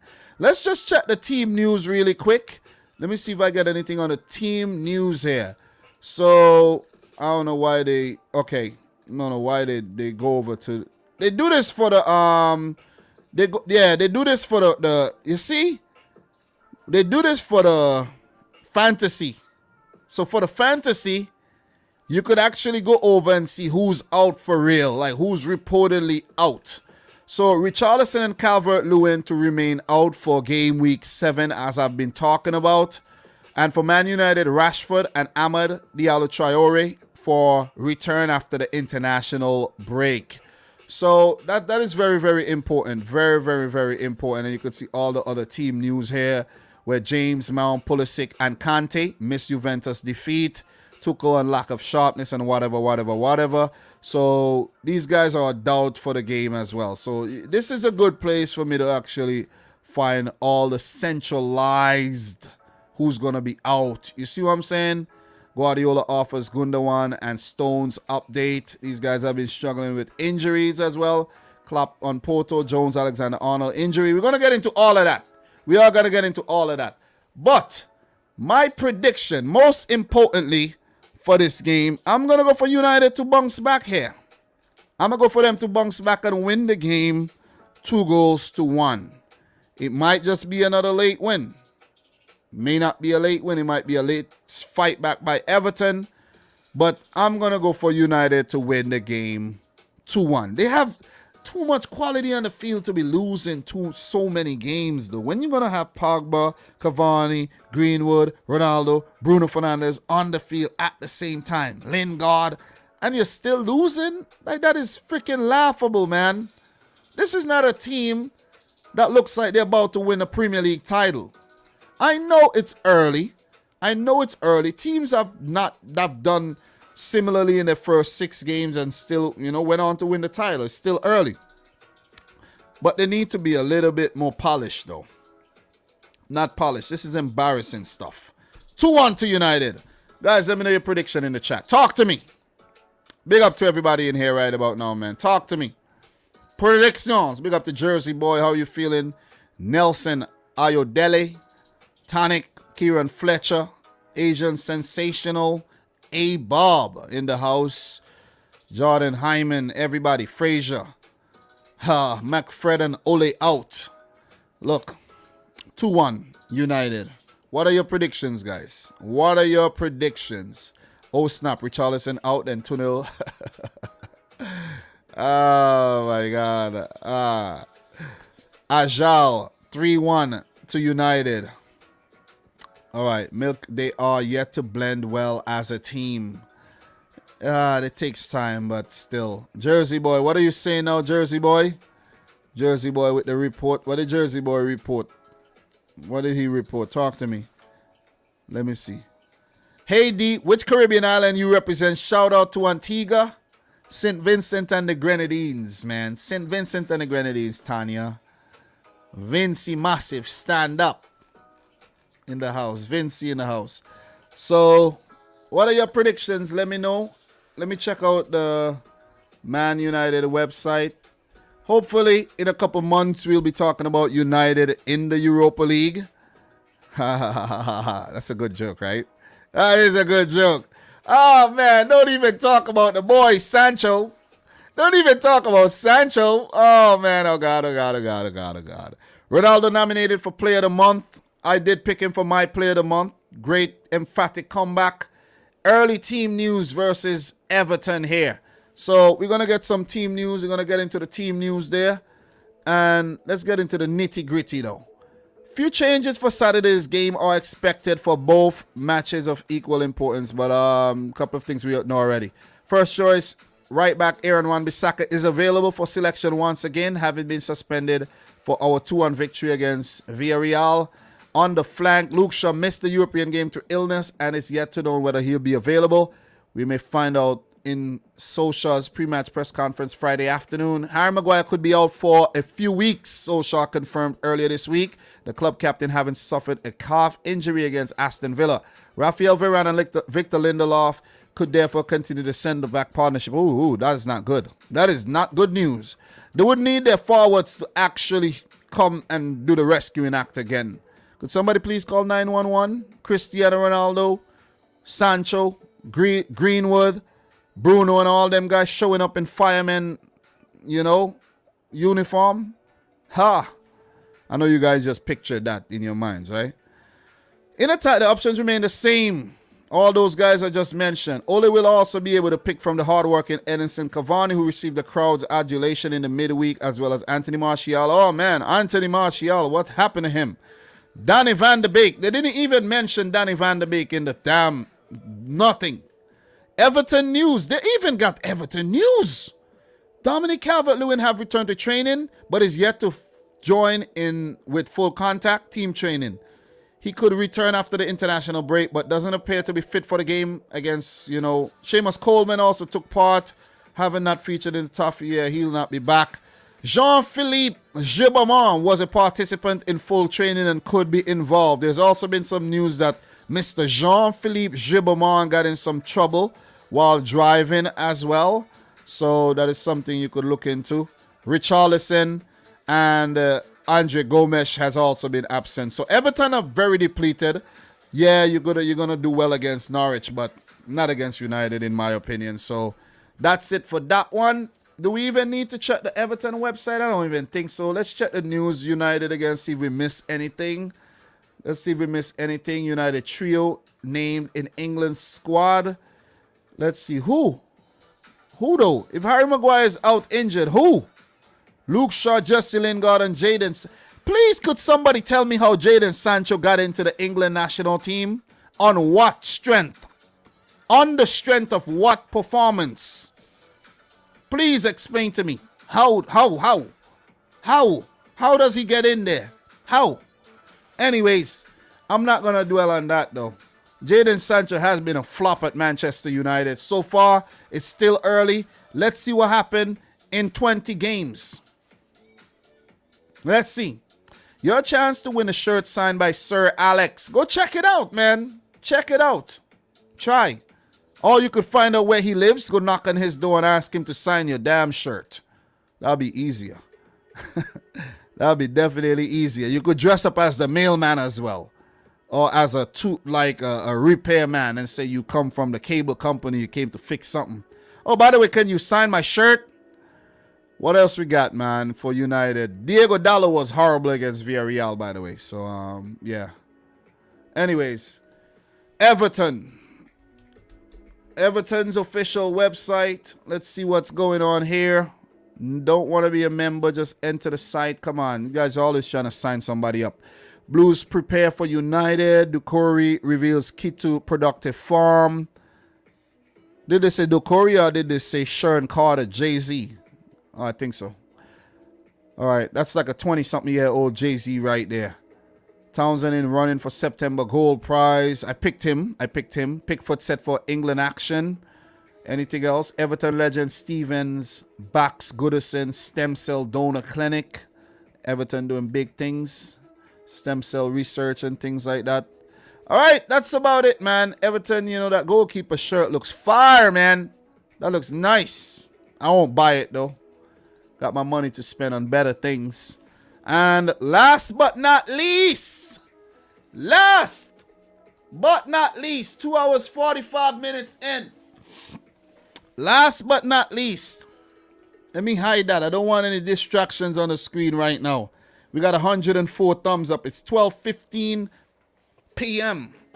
Thursday, 30. Oh, I just, you know, damn. Today actually makes 6 years since my mom passed away.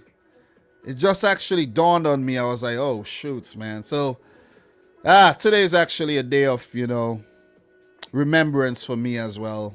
My mom passed away at the young age of 45. I think she was like 45. She was very young, man. Breast cancer. So if there's any females watching this right now, be aware of what's going on. Get yourself checked and everything, you know what I'm saying? It's real out here in the field.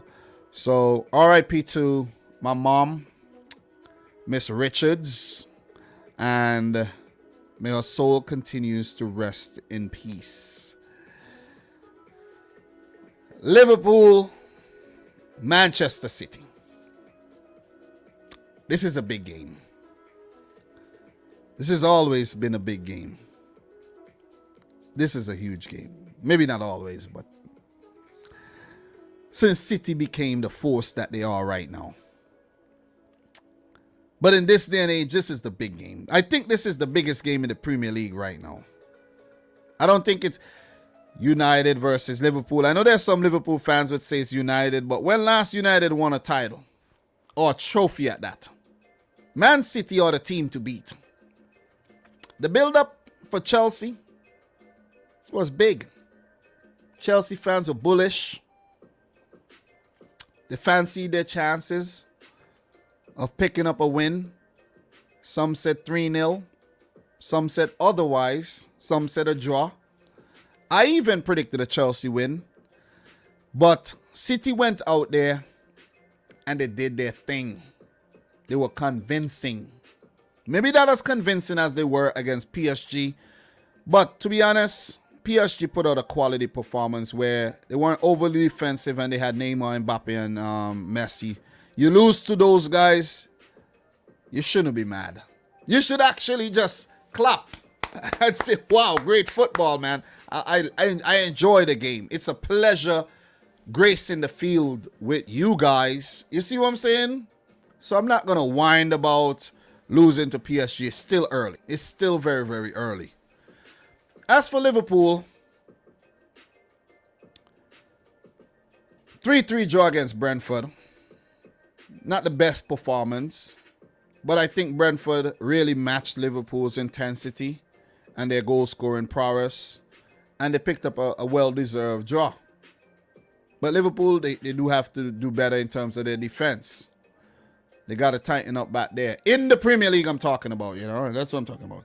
So don't come back with, oh yeah, but City conceded 2 against PSG, huh? What about their defense? Man City have not lost a game in the Champions League group stage since 2018. Let that just sit and digest. 2018. So why am I going to get upset about a loss against PSG? I'm not. When during that time United have gotten relegated to the Europa League, lose to Young Boys, lost the Europa League final and all these things. Like, why? You see what I'm saying? I don't need to worry about the PSG loss. So if you're wondering, and if you're talking about that right now, just stop it. Liverpool, a great performance against Porto. But then again, that's Porto. This is a team that you bully almost every time you play them. But nevertheless, it was a good performance. A lot of positives to take away from it. Curtis Jones have been playing well. Salah has been on fire. Virgil van Dijk, coming back to full fitness, has been playing well. Robertson had a great game. He has been, a bit lackluster this season, but great game. Trent Alexander-Arnold could miss the game against City. Milner stepped in and did a great job. Joel Matip has been solid. Alisson Becker has been solid. Fabinho has been solid. So it's a good game. Mane has been in, putting them in, even though he's been missing a lot of them. Jota, so form. Firmino off the bench is a positive. Who knows, he can start against City. So Liverpool do have, I think, more positives coming into this game than negatives.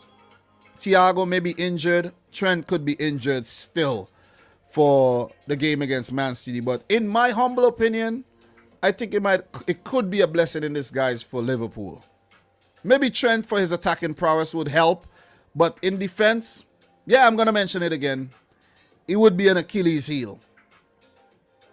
So it's going to be interesting to see how Milner or Gomez, whoever plays in that position, would fare against a Jack Grealish, or let's say if a Raheem Sterling starts. That's going to be a battle to watch. That's definitely going to be a battle. In terms of other battles, Sadio Mane, he would be up against Kyle Walker. That would be a fun one. Cancelo against Mo Salah. Ruben Diaz against all these guys. You know what I mean? And it's going to be interesting to see how Man City deals with, or let's say how Virgil van Dijk deals with the Man City forwards as well. So anyway you put it, all over the fields, there'll be key battles, and it's going to be a very, very, very intriguing game of football. In the midfield, who's Pep going to go in with? Is he going to go in with Rodri or Fernandinho? Who is Klopp going to go in with? Curtis Jones could start this game alongside Henderson and Fabinho. So, look, this is going to be a good one. This is going to be a very, very, very good game of football. It's a very difficult one to call.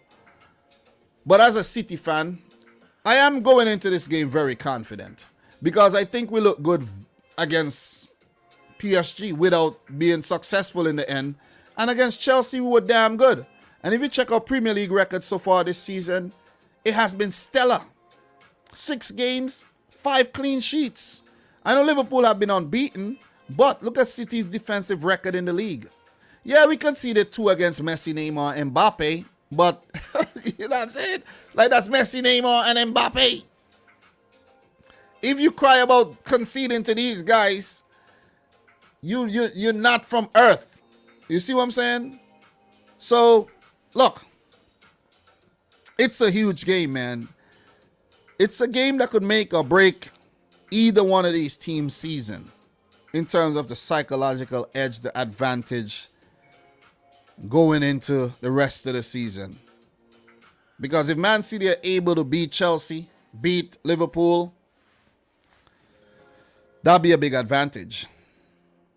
I know for me it would be an advantage in terms of how the Liverpool fans approach me, how they talk to me, and how they address me. Because for the Chelsea fans, listen, the only thing they could rebuttal with right now is the Champions League. The Liverpool fans, they come with the Champions League as well. Because if we go and we check the record from last season, we're going to get into this right now. We're going to get into the head-to-head and things like that right now. But let's bring this game up. Let's bring this game up and let's switch back to the other view. Let's go. This is a huge game. This is as huge as they get. This is as huge as they get. I know overall head-to-head Liverpool has the better record, but that's like in terms of, let's say, the Premier League being around about 30 years in terms of the top Premier League rebranded. And that's the record that they're sharing right now, because we're on the Premier League website. It's not the first division and all of that, but I can get that information for you as well. 48 games played, only 11 wins for City, 20 for Liverpool, and 17 draws. So it's been a very close contest over the years. 16 home wins for Liverpool, only 2 away wins for Man City.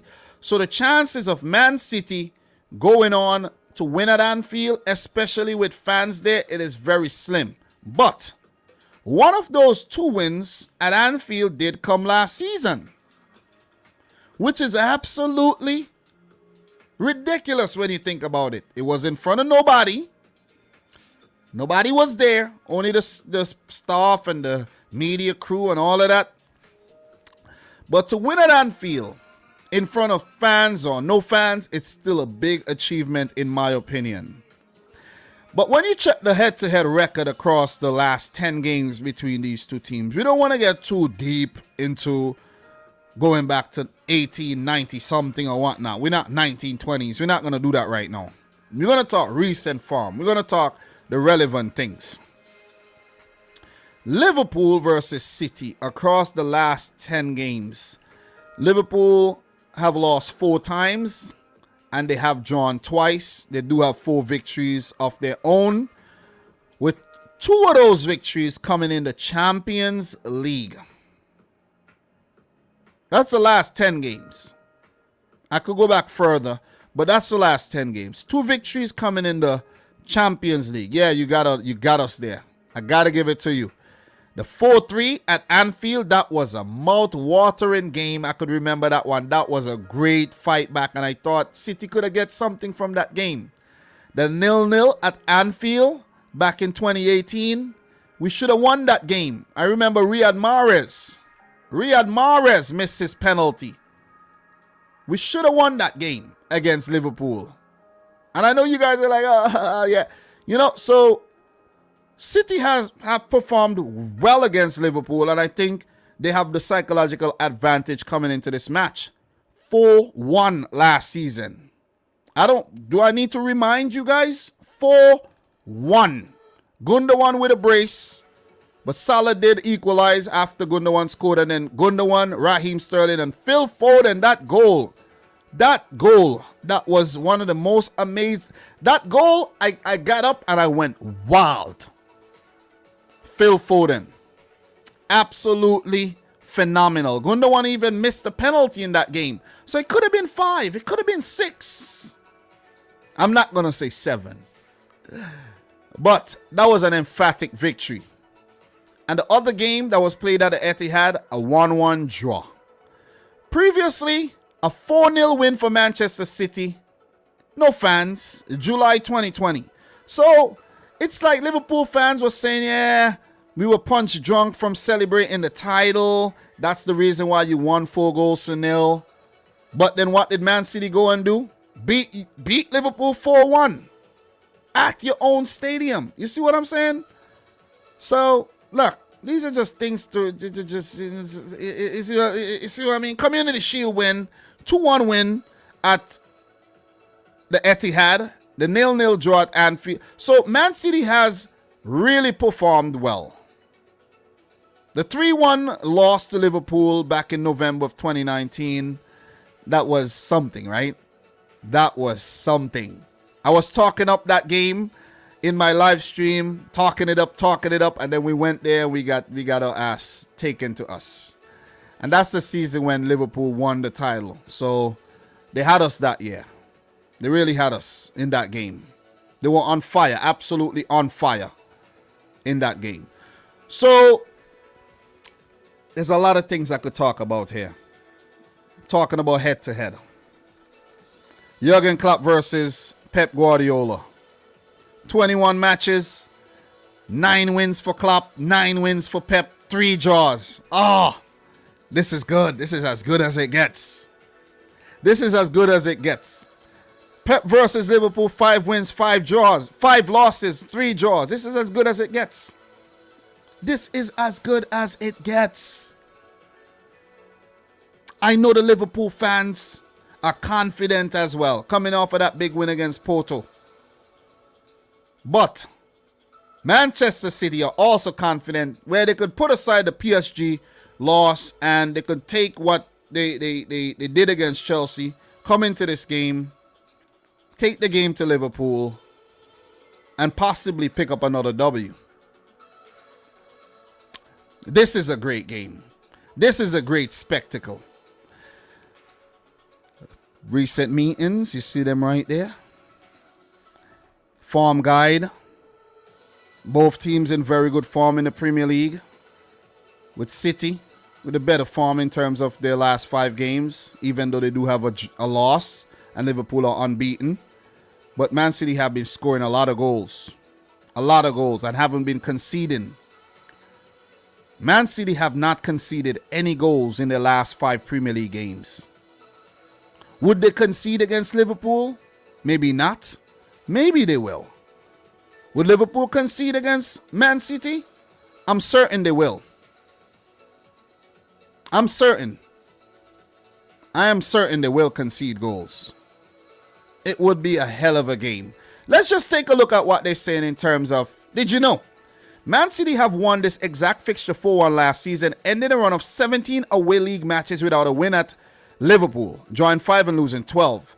City have not won consecutive league matches at Anfield since January 1953. Wow, records are going to need to tumble here. Liverpool have won just one of their last 7 Premier League matches against reigning champions, drawing 2 and losing 4. Beating Man City 3-1 in their own title-winning campaign of the 2019-20 season. Mo Salah has been directly involved in 6 goals in his 5 appearances against Man City at Anfield in all competitions, scoring 4 and assisting 2. So he'll be a player to watch. Man City's Raheem Sterling has scored in 2 of his last 3 Premier League matches against Liverpool, having failed to find a net in his first 8 outings against his former side. The referee will be Paul Tierney. Assistants Lee Betts, Constantine Hatzidakidis, whatever you say his name, man. Mike Dean, the 4th official. Look, I just hope there's no VAR drama. I just hope there's no big controversial moment where we're going to be talking about it for a couple of weeks. Oh, it should have been a penalty. It shouldn't have been a penalty. It should have been a red card. It shouldn't have been a red card. Whatever. I want to have a clean game, a fun, open game of football where these 2 quality teams are going to go up against each other. It will be an open game of football. As you guys know, Man City do play well with the ball and they do have the possession most of the time. Some people are going to be like, no way, Man City are going to outpossess Liverpool in this game or whatnot. But I think Liverpool would have to be the team that would have to play most of the game without the ball for the initial stages until maybe they could find a way to get back in the game. But Man City and Liverpool, they are similar. They're teams of similar ilk in that they press very well off the ball, and when they have the ball, they're very, very dangerous. Most times, these teams concede is on the break. Teams catch them on the break, catch them with their, running back towards their own goals, and they get in. That's how these teams get caught out. Liverpool's Achilles heel seem to be putting balls down into the box. Just send a ball from the corner area down into the box. And they have the defense in a whole spot of bother. So I hope Man City was actually watching the game against Brentford, where you'll need Mahrez to do some of that. You'll need Cancelo, Grealish, these guys, to Kevin De Bruyne to get the ball in the box. Kyle Walker, I hope you're paying attention. Get the ball in the box against Liverpool. If Liverpool are paying attention, catch City on the break. With Salah, Mane, guys with pace. Catch him on the break, get in behind, and you score. Easy. Very, very easy. Because City does play a high line when they're in possession of the ball. Simply because they have possession of the ball most of the times and they could afford to do that. But when they lose the ball high up the field, when they fail to actually pass the defense, a quick break could catch Man City sleeping. That's the key. I think this will be an open game of football, and we'll have a lot of goals in this game. We will have a lot of goals in this game. And how confident I feel, about winning this game, back-to-back games at Anfield. It is very difficult to do. City have not done it since 1953, as you saw, I read, or you heard. I am confident, and I am getting a lot of confidence from the Chelsea match last week. I think we could actually... Liverpool won't be as defensive as Chelsea, but it could also help where in the Chelsea game you saw when they came out the shell, it was chances galore. It was chances galore. This is a huge game. This is a huge call I'm making right now. Huge call. Huge call. I'm gonna have, listen, I'm gonna have to go for a Man City win here. I'm gonna come and I'm gonna talk to you. I'm gonna have to go for a thriller. City to win the game 3-2. It's either gonna be a 3-2 win for City in my opinion, or the game is gonna end in a draw. I don't think we're losing this game. If we do lose the game, it would be a hell of a Sunday because I'll have to come live, talk about it. The Liverpool fans would come out in their numbers, multitudes of Liverpool fans, and they'll really take it to me. You see what I'm saying? But I'm going for Man City to win back-to-back matches at Anfield against Liverpool. I'm confident. I'm confident. Really confident. I think City has to bounce back after that loss to PSG. It's either going to be 2 losses in a row, or City bounce back, or a draw to just neutralize the whole thing. But I am confident. And I have not looked at the comment section the whole time. What are you guys saying here right now, man? Talk to me. A-Bob is saying it's going to be a boring game. Well, oh man, the comments here. A-Bob is going to be a boring game. Oh man, the comments here. City doesn't have multitudes of fans. Okay. Victor Ojomo, you guys are going to lose against us. Okay. Tanya Kishner, Liverpool to win by 2 goals. Okay. If you from the stands, Josh, big up Dom, just dropping by to say hope you're well. I'm about to go managing a cup game for my under 18 team, man. All the best, bro. Have fun. Hope you win. What else we got here? Donovan McCrabb, 1-1. Haven will be close. One, not gonna lie, but without a doubt, will be more thrilling and fun to watch than Chelsea versus Man City game. Lengon Sweet, 2-2 draw for Man City 2, Liverpool 2. Keep on deceiving yourself. City false 9 will swamp the midfield. I'm going with 1-1. It's also the false 9 thing. Well, who's going to play false 9? The dangerous thing about City is the possession, man, and just Cancelo coming in, joining into the midfield. Maybe we'll miss Gundogan, who might not feature in this game because he's been injured. John Stones as well. Let's see how Laporte and Diaz fare against Salamane, Jota, Firmino, even Henderson, Curtis Jones. All these guys been getting into the act. But if James Milner do feature at right back, I know Milner is a beast, but let's see how he'll handle a Grealish, a Sterling at right back. You see what I mean? So let us see, man. Let us see. This is a tough game. This is a tough game to predict. A draw would be like, yeah, okay, yeah, you take 1 point, I take 1 point. Yeah, Chelsea go on top the table. United go on top the table, yeah. I want to see a win from either team. If we lose, yeah, you take this one. We'll see next time. If we win, we got to keep our foot on the gas. You see what I'm saying? So Sunday, it's gonna be a hell of a game. I'm telling you, man.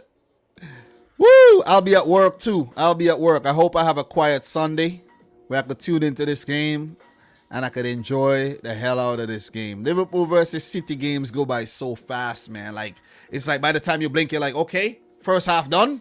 Whoa, what just happened there? You can't take your eye off the game, man. High intensity, high octane stuff. What else are you guys saying in the chat here, man? Guys, make sure you smash the thumbs up button if you haven't yet done so. I'm pretty sure there's about 25 people in here who have not liked the video. Make sure you smash up the thumbs up button for the video. Silver is saying, you sung scared, fam. I'm not the one whose name is Silver the Silver. See what I'm saying? I'm not scared. Definitely not scared. I'm golden, bro. Not scared. I'm just messing with you, bro. I'm just messing with you. So, I'm not scared of nobody, man. One voice, Man City. Liverpool always start with energy against us, then run out of steam in the second half.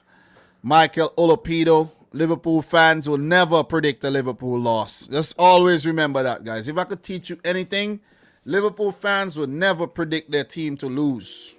Never. Never. Unless it's an objective Liverpool fan or an objective Liverpool channel out there or something. But most of the Liverpool channels, they don't predict Liverpool losses, man. I'm telling you this. They don't. The Jersey boy, bro, you don't count, bro. You don't count. You're a new Liverpool fan. See what I'm saying? You don't count. You're different. See what I'm saying? You predict the Liverpool loss, but not the others, bro. Not talking about you, bro. Don't lie on stream. What do you mean lie? You see what I'm saying? Oh, man. Oh, man. Talk to me, guys. Talk to me. Talk to me. Wait, Zachary, you're a Liverpool fan now? Oh, my God. Zachary is a Liverpool fan.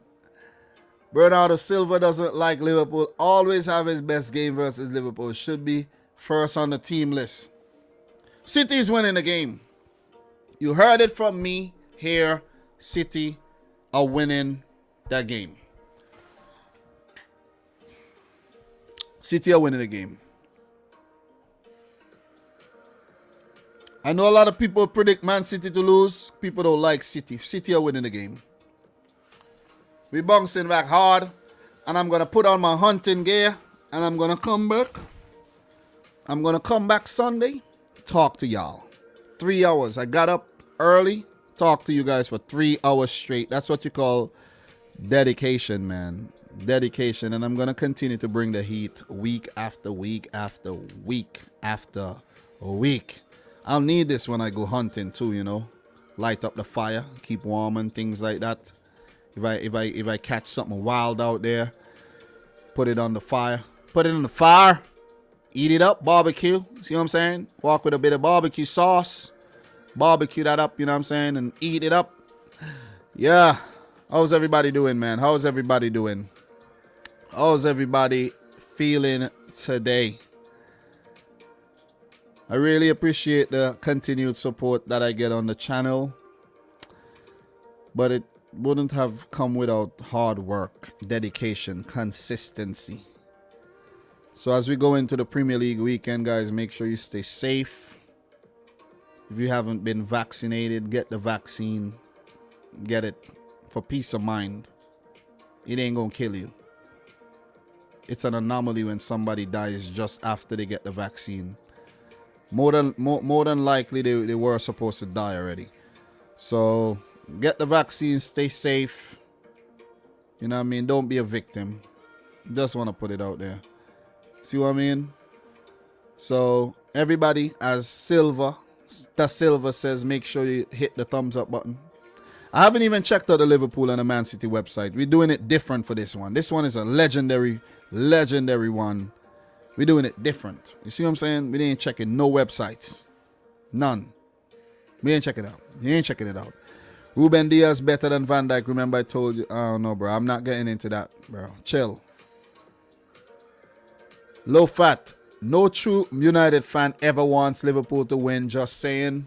Who said Liverpool to win? Where's a United fan that said that? Where? Who? Is that A-Bob?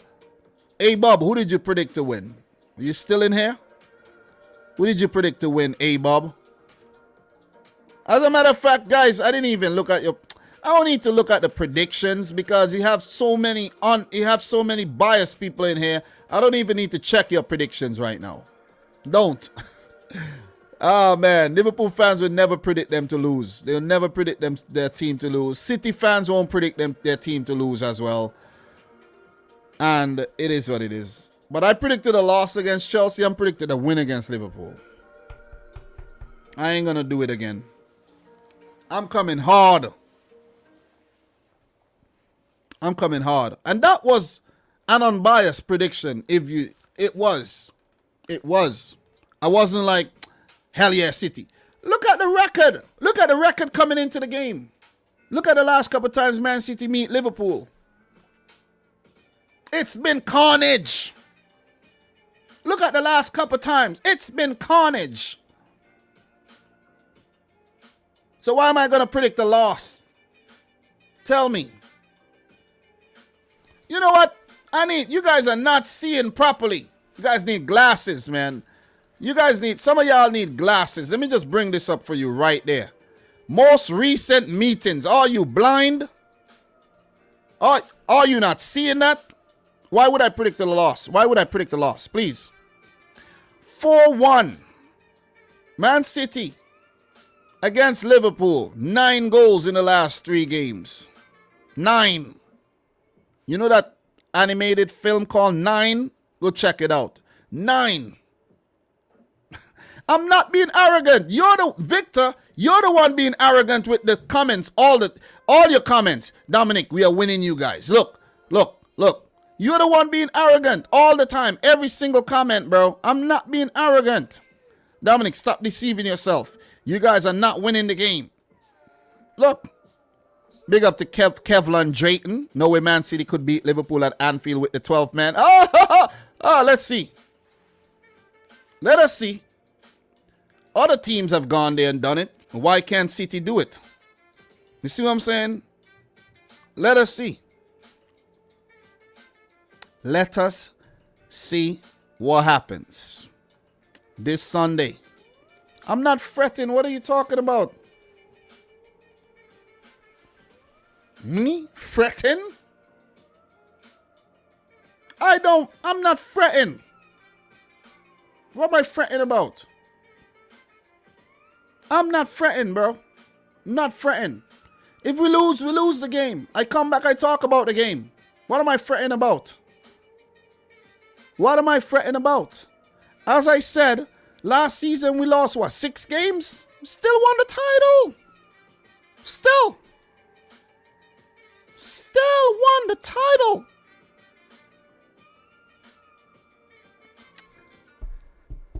Let us see what happened. That'll be it for today. It was fun.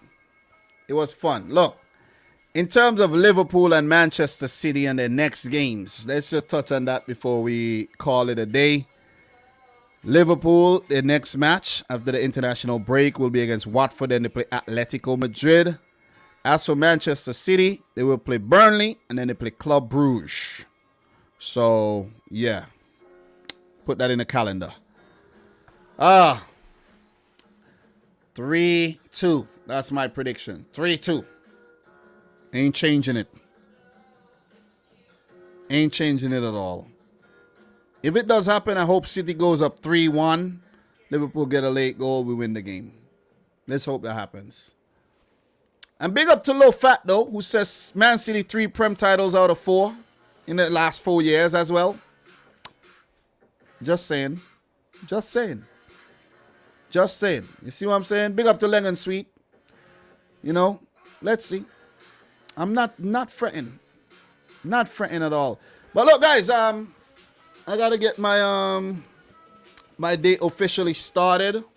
Go upstairs, get ready. My wife gotta go to work, and then I watch a couple Europa League, Conference League games and things today, and see what's going on. Some games actually started already, so I have to clip out a few of these things that I, do a couple clips and things like that. I got a lot of work to do. The work never stops, okay? So thank you very much for the continued support. Do appreciate all the support on the channel from everybody in the chat right about now. All the members, everybody who drops super chats from time to time. Everybody who drop likes on the videos. You know who you are. You see what I'm saying? Thank you very much, and keep being great.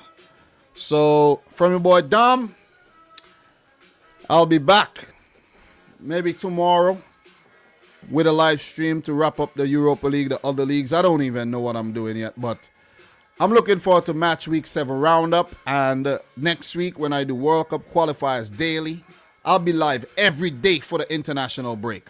Once I'm feeling up to it, I'm live. A lot of live stream coming. Just like September, a lot of live streams in October for the international break, okay? So, from your boy Dominic Rich, thanks again for watching. Like the video if you like it. Subscribe if you're new. And until next time, peace out. Rich Squad. Peace.